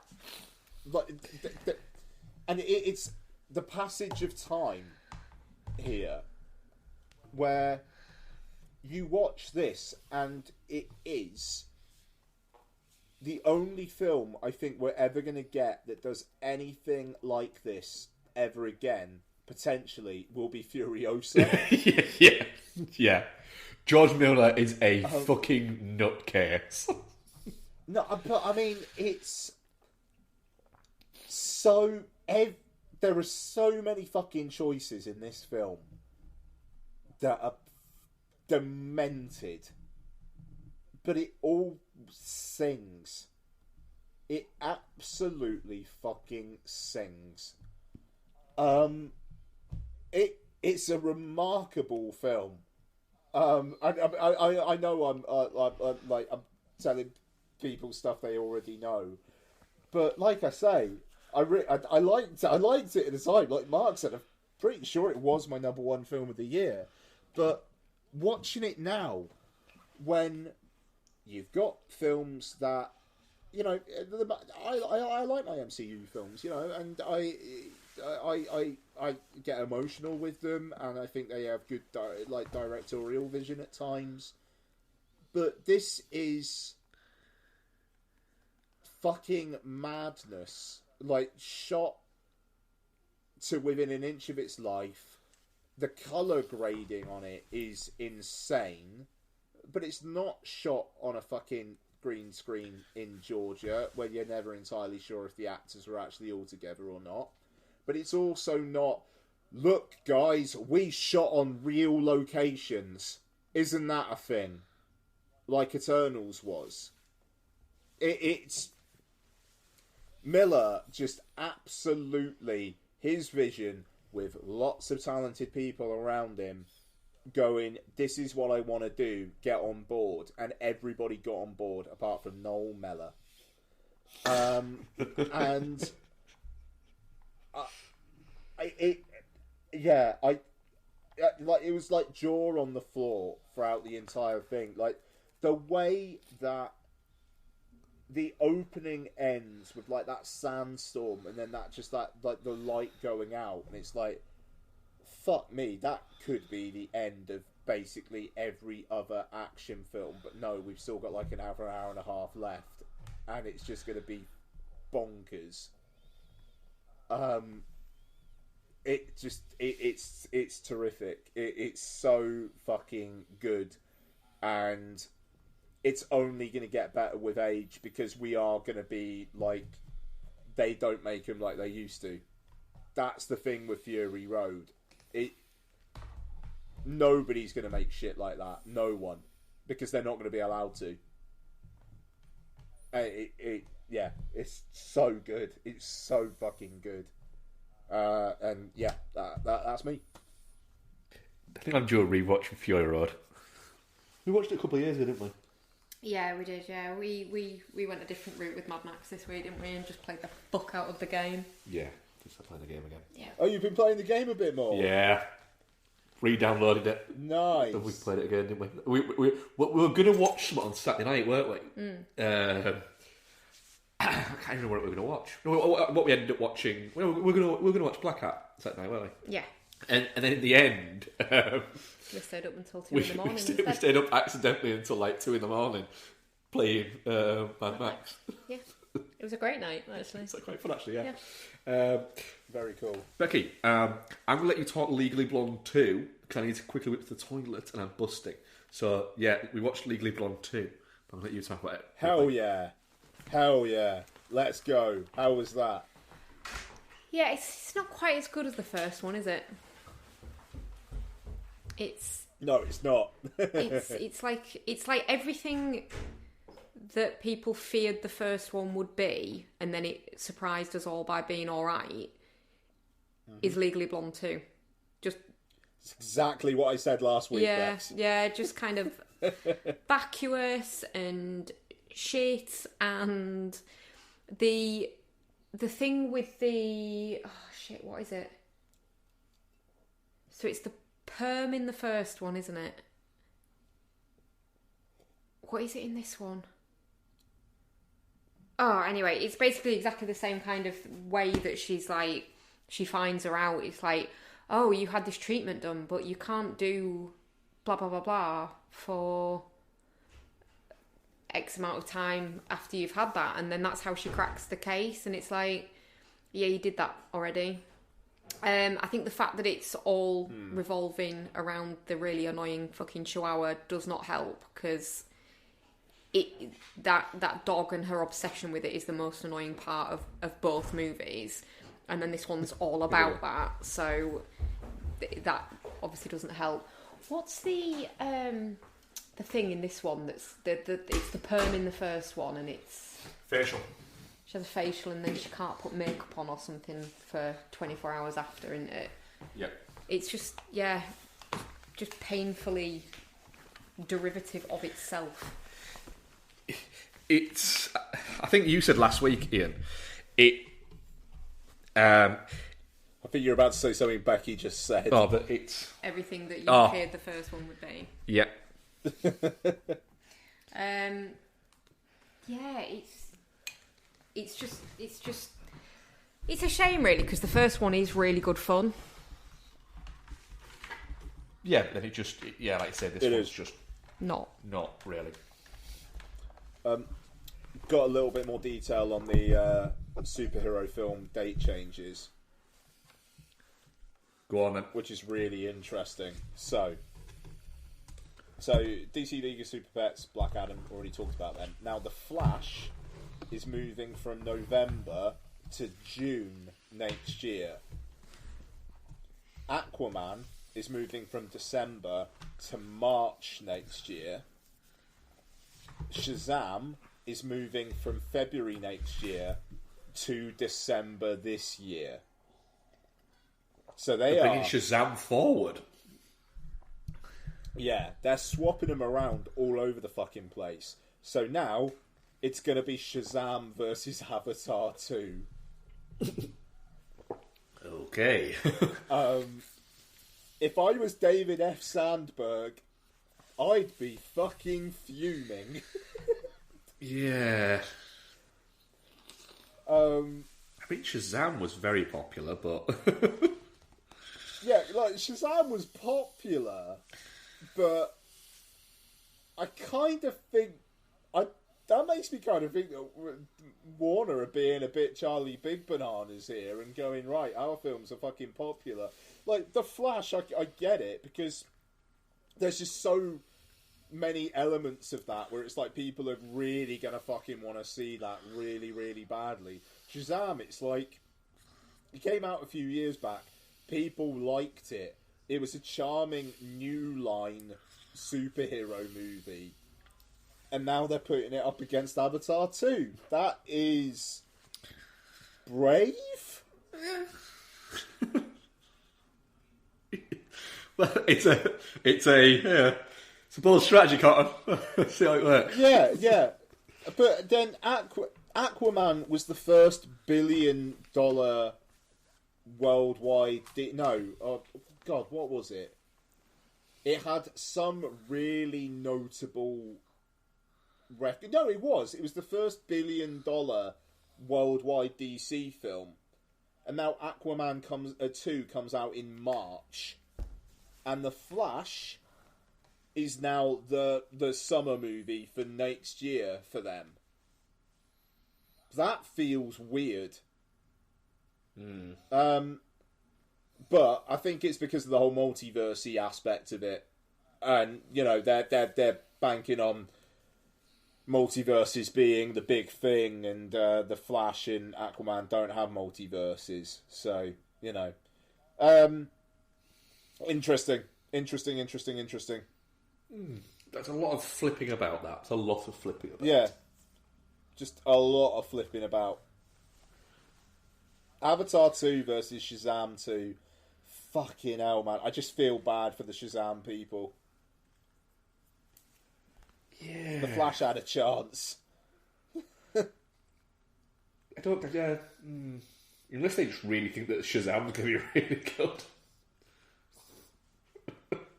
Don't know. I mean, that's the bit. I'll enjoy Shazam more. Don't get me wrong. I'm pretty fucking confident I will, but my tastes are not necessarily what the public's are. Let's see. Anyway. So we do what we watched together next, and I'll do my on my own. Yeah, can do. So we watched a film called Pixie. Yeah. Didn't we? Yeah. Came out in the cinema like last year, didn't it? It did, yeah. No, not last year, the year before, actually.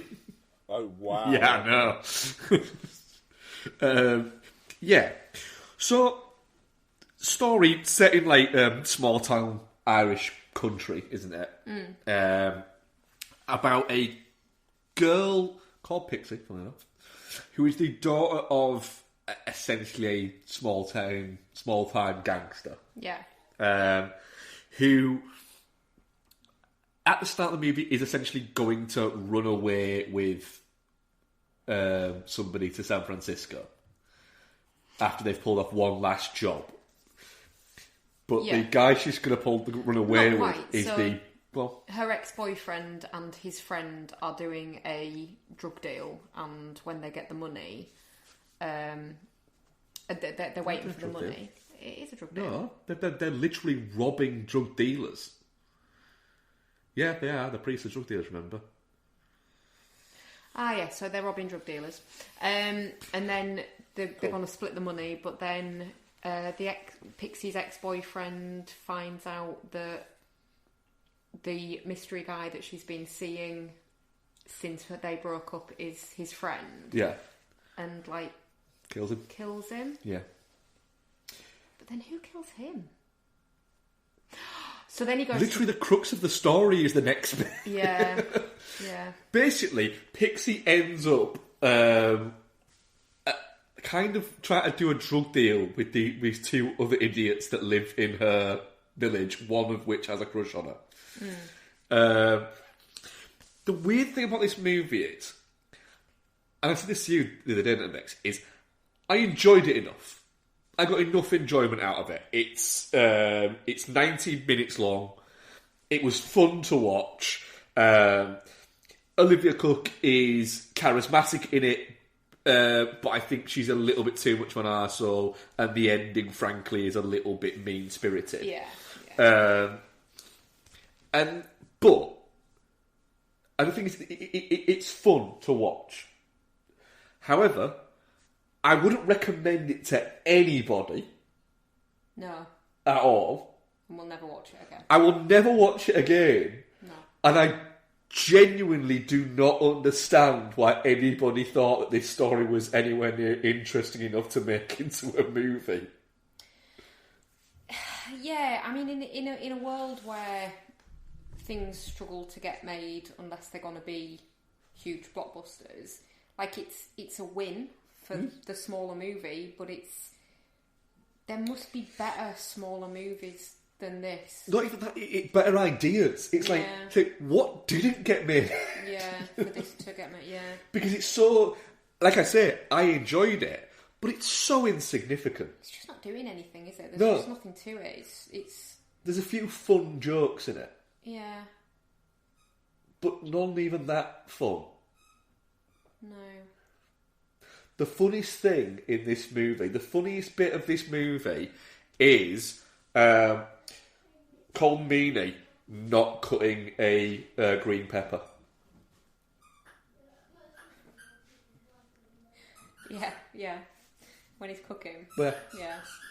Yeah, that's probably the funniest bit in this movie. We also rewatched Zodiac, didn't we? We did.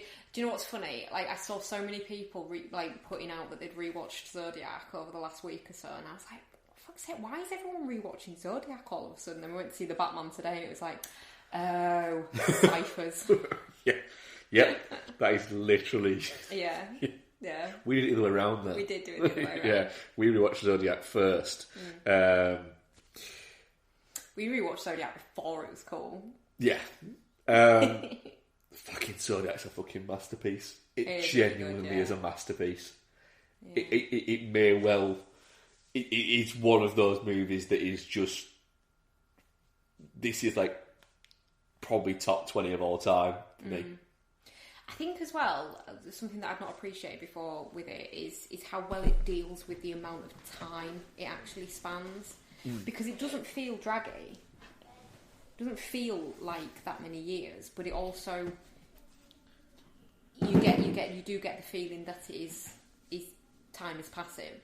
That's it. It's a 2.5 hour movie that feels like you're watching a 2.5 hour movie, but it's incredibly entertaining and captivating for those 2.5 hours. Does it earn it? It absolutely fucking earns it. You know, it's it's one of those movies where it starts to end and it's starting to wrap up and end, and you're like, no, I could keep watching this. Yeah. I could you could give me another fucking hour of this and I'd be fine. Mm-hmm. It is. There is not an ounce of fat on this movie, No. and everybody is at their absolute fucking A game.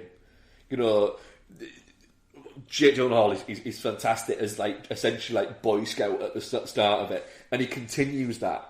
He is always Boy Scout, but then there's a point of where he literally has this like introspective moment where you know he's now what he's about to become his ex-wife is saying, "What is this?" And he's like, "I don't know, but I cannot stop. Yeah. I really wish I could, but I can't stop."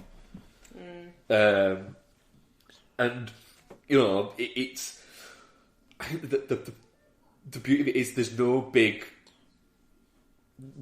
conclusion at the end. They don't crack it at the end. That's it. They know it's him, but they can't prove it. Yeah. Isn't it? Yeah.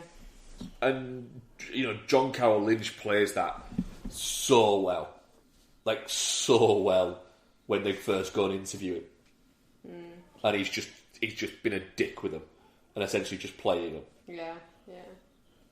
Just kind of like really enjoying the fact that he thinks he's got one up on them. Yeah. It's an absolute. He's really good in it though. Who? John Carroll Lynch. Yeah, he's really, really good in it. But like I said, everybody is on their absolute fucking A game with it. It's so fucking good. And then the film that I watched on my own. Oh my god. Honestly, I can't look at you. I watched a little film that stars Tim Allen, John Travolta, Martin Lawrence, William H. Macy. You watch fucking Wild Hogs? Yeah, I watched Wild Hogs. Oh, wow, we. Yeah. Do you know who else is in this as well? Carl Glass is also in this. Peter Fonda's in it.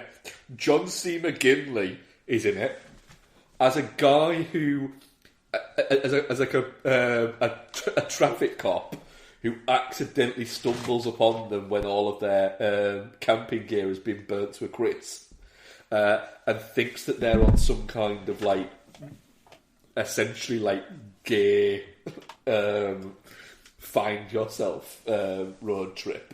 And then just continues to just keep following them and making advances on them. Yeah, that's the kind of movie Wild Hogs is. Yeah, also has Ray Liotta playing a biker called Jack Blade. Yeah. Yep. Cool. Yeah. You need to be better, Mark. You need to make better choices. Do you know what the worst thing about Wild Hogs is? You liked it. Didn't hate it. Wouldn't go as far as say I liked it. Probably will watch it again. Gross. But didn't hate it. It's not that bad. It is that bad. No, that's a lie. It is bad. You need to reconnect with society, man. I think I do a little bit. Yeah, there is a moment in it, and I you will appreciate this, Bex. There's a moment in it where essentially Marissa Tomei, they end up at this town, right? The Wild Hogs, when they're on the run from the Del Fuegos, which is the biker gang that Ray Liotta has, because they burnt down their clubhouse. But only John Travolta knows they're on the run for them. The rest of them don't. They think it's all been cleared and sorted. And like essentially, there's a bit where Maggie Gyllenhaal. I don't know where I got that from. Marissa Tomei plays Maggie. That's where I got Maggie Gyllenhaal from. Who owns the diner in this place. There's a moment where Marissa Tomei walks into a scene, and honestly, watching it, I out loud went, "Holy fuck!" Because she is incredibly attractive. Is Marissa Tomei? Yeah. Yes. And you can't even go at this because you think it too. I know I do, yeah. You 100% fucking paused it and jerked off, didn't you? I fucking wish the curtains were open. God. It's a simple solution to that, but okay. I wouldn't have had time to get to curtains. Just I was going to say, are they on like some sort of timer so Becky can make sure you don't jerk off in the living room? Do you remember that kid that we used to live in Foss Court? Where is this going? That fucking kid who used to come and just like, because all the gardens are connected, used to come and just stare in our back. What is it? And it's connected because I had a go at her grandparents. Yeah, what I was thinking was that it was connected to the conversation about jerking off that you and Ian No, yeah. that I said to the grandparents, could you stop her coming and doing that? He said, oh no, she's just playing, she's just curious. Like, what if I was watching porn? You did say that, yeah. What if I was watching porn, just walking around, just fucking watching porn with my dick out? Would you be curious about that? Fucking little twat didn't come and look at her, what is it? Like, why would you be doing that? Right. It's like, because it's my fucking house. I mean, yeah, fair play. Yeah. It's good answer, to be fair. Yeah, it was like, we all had our own back gardens, but there wasn't any fences. We weren't allowed fences, were we? Because the management company came and cut the grass. Yeah. But we lived sort of in the middle of like a 5-house run, didn't we? Yeah. And this little girl, her mum lived at one end and her grandparents lived at the other end. So they just fucking trotted backwards and forwards. I'm still pissed off about when they hurt my rabbit. To be fair, the rabbit did bite her as well, though. Good. Yeah, that's what you... That is literally what you said to the grandmother when she said that the rabbit had bitten her. Well, she shouldn't have put a fucking baby sham bottle cap in the run and made him cut himself, should she? Yeah. No, yeah, fair point. Yeah. So, yeah, Wild Hogs is... I'm nowhere near going to say it's good. But I didn't hate it. Tim Allen's just got a face you want to punch, hasn't he? Well, Ray Liotta punched his face an awful lot in this. No, sorry, I didn't mean Ray Liotta, I meant Tim Allen. No, you did say Tim Ray Allen. Liotta. Ray Liotta punched him a lot. Ray Liotta punches him. Ray Liotta has a great comedic laugh. Yeah. In it. He has a... he has an amazing cackle moment at one point in this. I mean, literally, the beef that starts with them is Ray Liotta's character doesn't like the fact that they think they're bikers, and basically just fucking tears them down. But they kind of acknowledge that he's kind of right. Yeah. Yeah. Are they just a bunch of old dudes that decide to go biking across country? Is that not the story? Kind of, yeah. Yeah. Yeah. So yeah, that was what I watched on my own. Make better choices. I will try. I'll fail, because I'll just watch Wild Hogs again. Please don't. Is there a Wild Hogs 2? What? Is there a Wild Hogs 2? Criminally, no, there isn't a Wild Hogs 2, no. Can I point out... Mark, is there? I bought you God of War on PlayStation 4 a couple years back. Should I be doing that instead? You could play that. Becky's nodding at me as well. Make better choices. But then you won't have anything to talk about on the what we've been watching. What you're saying is I should watch more bad movies. No. To be fair, we just sat through 5 minutes of Mark talking about Wild Hogs. I think I'd rather he played God of War. Well, next week's what we've been watching might be, we watched nothing. We literally just played Mad Max all the time. Now we're trying. I mean that's fine. I'm not against it. I mean, I tried Elden Ring and deleted it, and then reinstalled it, and then tried it again like 3 separate times. You try again. Sorry? You try again. Oh yeah. Where are you with it now? Have you nuked it again? Oh yeah, I've nuked it, man. I haven't played it for days. Right. Twitter questions. We have some. Let me just find them though, because I'll do the questions that we asked you. So our question that we asked our audience was, what is the film you think you've watched the most in your life? Alfredo Assassin, I'm going to say The Neverending Story. A friend of mine had the VHS of this growing up, and I swear I watched it once a week for a solid year. Yeah, mine would probably be Neverending Story or Princess Bride. Donna's would be Neverending Story, actually. Sorry, yeah. Alright, that's your childhood one. What as a grown-up? I mean, mine's Texas Chainsaw, as I kind of alluded to when we reviewed the new one a couple of weeks back. Purely, and it was literally because of my dissertation, but Texas Chainsaw Massacre is literally the film I've watched the most in my life. What do you reckon, Bex? Yours? I don't know. Burbs or Big Trouble in Little China would probably... We do watch those a lot, don't yeah. we? Yeah. I think mine might be Scarface. I watched Scarface a lot. Back in the day. Back in the VHS day when you only had a certain amount of VHSs. And that was it. I watched Scarface a lot. I'd say it's up there. Scarface, Wayne's World, and Big Trouble are probably the ones. Yeah, but as an adult, you've not watched Scarface that much. Yeah, we watched it quite a lot. Not like once every few months like Big Trouble in Little China. That's a fair point. Rick Kidd, it's either Star Wars or Raiders of the Lost Ark. I've probably seen both about 40 or 50 times. Wow. In terms of most watches in a row, I think I watched the first Tomb Raider film 9 or 10 times back to back during a day-long drinking binge with a friend, and I haven't seen it since. Fucking hell. Wow. Love that. Wow, You see, in my head, it is literally that the film just finished, rewound itself, and just started playing again. And you was like, I just can't be fucking arsed. Yeah. Oh dear. Loretta Martin, not a massive rewatcher to be honest, but seen Tree of Life about 10 plus times. Might be a bit too many vegetables for you guys and gal. I mean, yeah. I need to rewatch Tree of Life, because I actually like Tree of Life. I would like to also watch Voyage of Time, the spin-off. I see a lot of my like heavy rewatch rotation ones would be war movies though, like Vietnam movies. Yeah. Like Full Metal Jacket and Platoon would definitely be up there. Yeah.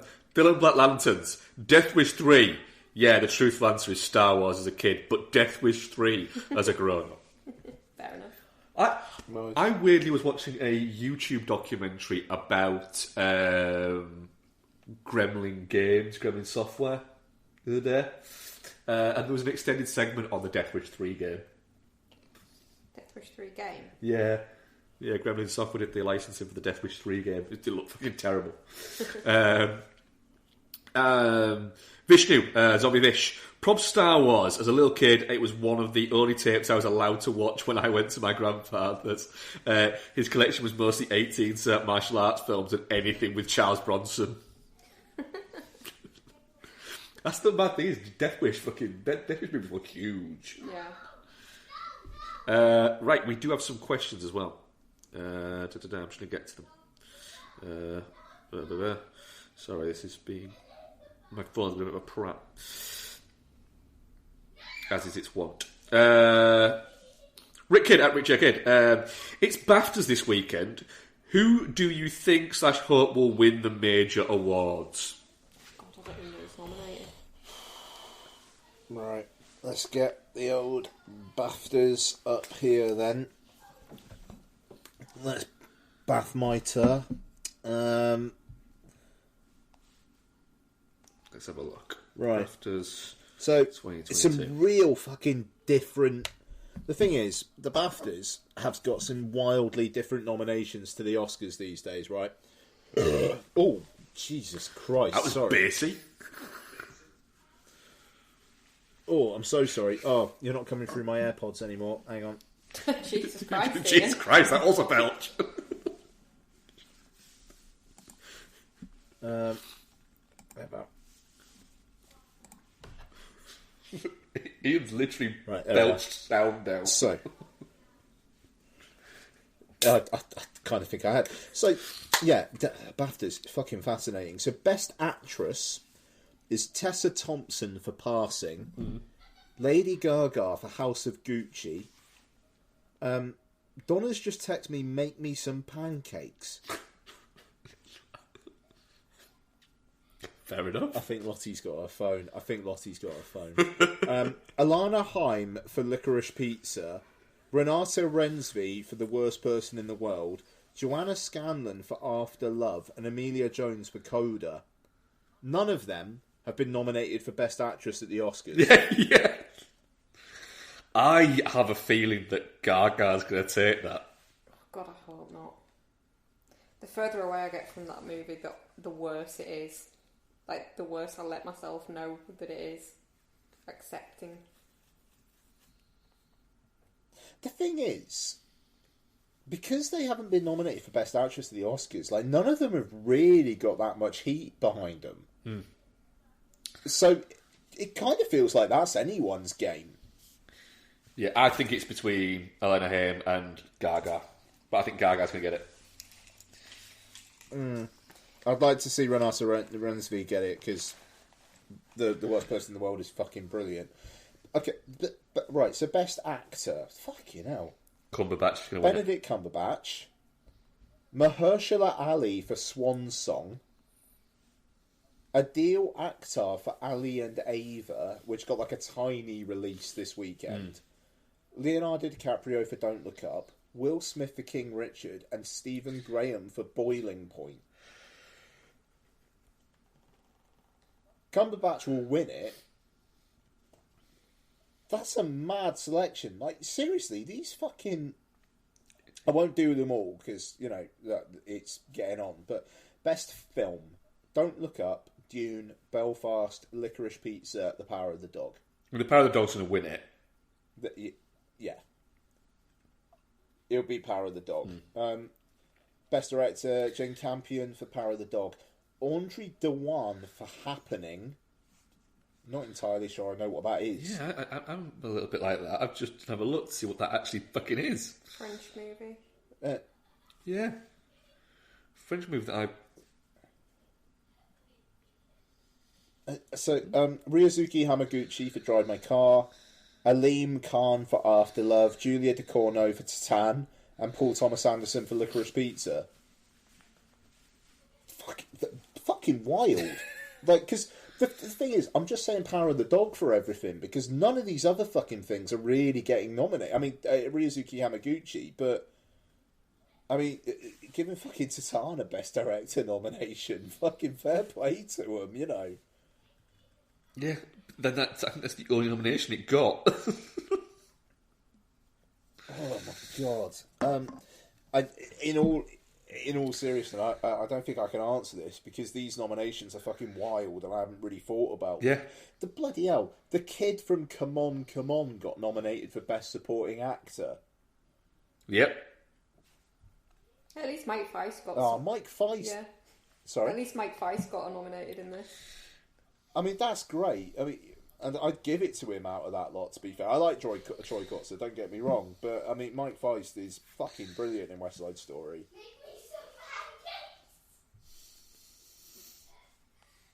Do you hear that? Yeah. Like you're essentially shouting Moto Panakeiko at you. She may as well be. What's Best Supporting Actress? So, I mean, that seems... Even then I mean, Anne Dowd for Mass. Like, Mass hasn't got any attention fucking anywhere apart from that. These are fucking wild nominations. I'd not looked at them before, to be honest. But yeah, they're a bit mental. But, yeah, that's quite funny. I'm assuming Best Editing, the way Google have presented this, it's like the two nominators, the two editors for No Time to Die are going against each other. He does like that, yeah. No, but it's weird though, because other categories have got people like in teams together, but the way it is on Google, No Time to Die, it's literally two separate editing nominations. But then Best Editing, Summer of Souls got a Best Editing nomination. I'm not making you any pancakes. Go to sleep.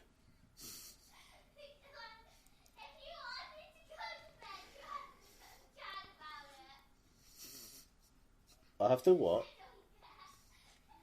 Okay. Anyway, sorry. Yeah, wild nominations, but I think maybe let's move on. But yeah, sorry, I would have to think about these.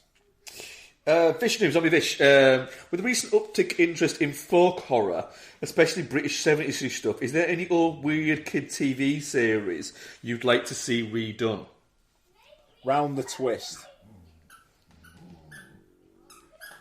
I'd say Indiana, but I don't want to see it redone. I just want to see it available more widely. You've literally got it on DVD. I know, but Playing It's DVD in the loft. It's in the fucking loft, yeah. For all the rest of the DVDs. Our ceiling's going to collapse at some point with all your fucking DVDs. David Lynch's Button Moon. Nice. I genuinely mean that. David Lynch's Button Moon, and I guarantee, but as Button Moon, he makes all the characters himself out of stuff that he can find in his house. Nice. Oh, do you know what? I'll tell you what was really trippy. Fucking Herb Garden and Magic Roundabout. They were weird. Oh my god! And what was that one with the Will-o'-the-Wisp thing and the weird little fat fairy? Oh, was it just Will-o'-the-Wisp? Will-o'-the-Wisp, yeah. Yeah. We had some fucking great TV, didn't we? No. Yeah, we did. No, we didn't. We did. We had the raccoons. Well, I mean, that was Australian, but... Right, but I mean, our generation... The Raccoons is fucking brilliant, had the yes. Raccoons, yeah. Greatest intro to the cartoon ever. Mm. Not the best song, though. That was Gummy Bears. A literal cartoon about a sweet. Ian, genuine question. What are we covering next week? So next week, a little bit of a banger, to be honest, right? We've got the Pixar film that people are either riding or dying for. Oh, is this Turning Red? Yeah, I've seen some odd reactions to this. Yeah. Yeah. Ian, is that the dog, or are Kind you of eating not. something dodgy? It's the dog. Okay. Sorry, it's chaos here tonight. It does sound a bit chaotic. Sorry. That's the problem. So yeah, Turning Red, which I'm not looking forward to having an opinion on because I kind of feel like people are going to shout at me either way.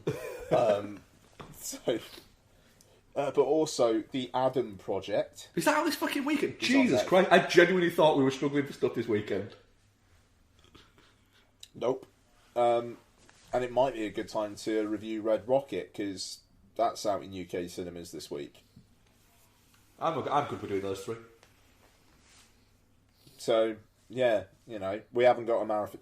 So, do we want to talk about our plans for the next marathon? Oh yes. So we've done Michael Mann. Thank you very much, patrons. And we're planning on doing another filmmakers, but we need. I don't think it needs to be a secret. Why are you being so cagey? I don't know, like they're doing it in a secret. We're planning to do another filmmaker, but we can't do his yet because he hasn't made enough films. We want to lead into a film that he's releasing. Dropping little clues. I know. Love it. Oh yeah. So we need a filmmaker that has between 6 and 8 films, don't we? Yes. So we need a filmmaker. Yep. So we'd like listeners to suggest filmmakers that we could cover for a marathon that have between 6 and 8 films in their filmography. So 7. No, it doesn't have to be exactly between it. Could be 6, 7 or 8. We could even maybe push to 9. You said it had to be between 6 and 8. So you're saying specifically 7? No. So 6, 7, 8 or maybe 9 or at a maybe push. 9 at a push. Okay. Yeah. So it could be 7. It could be 7. Okay. Yeah. So, yeah, that is your challenge, listeners, to suggest filmmakers with that very specific amount of films in their filmography.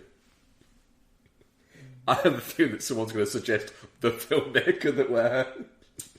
No, because that's too few. Yeah, it's too few. Yeah. It's 5.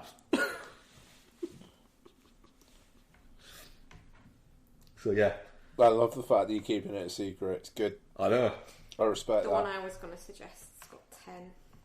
Well, that's too That'll be many. outside of the parameters. That's outside the parameters. Yeah. I just really want to watch. I just really want to see what Ian's take on Eraserhead is. I don't think I could have done Lynch. Right now, I don't. I don't like it. I want it to go away. Thanks very much. Bye. Oh, fucking hell. Right. So, yeah, we're covering films next week. Films that I completely forgot existed. Yep. So thank you very much for listening, guys. We very much appreciate it. Thank you much, Rebecca. Thank you very much, Matt. And thank you very much, Ian. Goodbye. And we shall see you next week. Bye. Bye.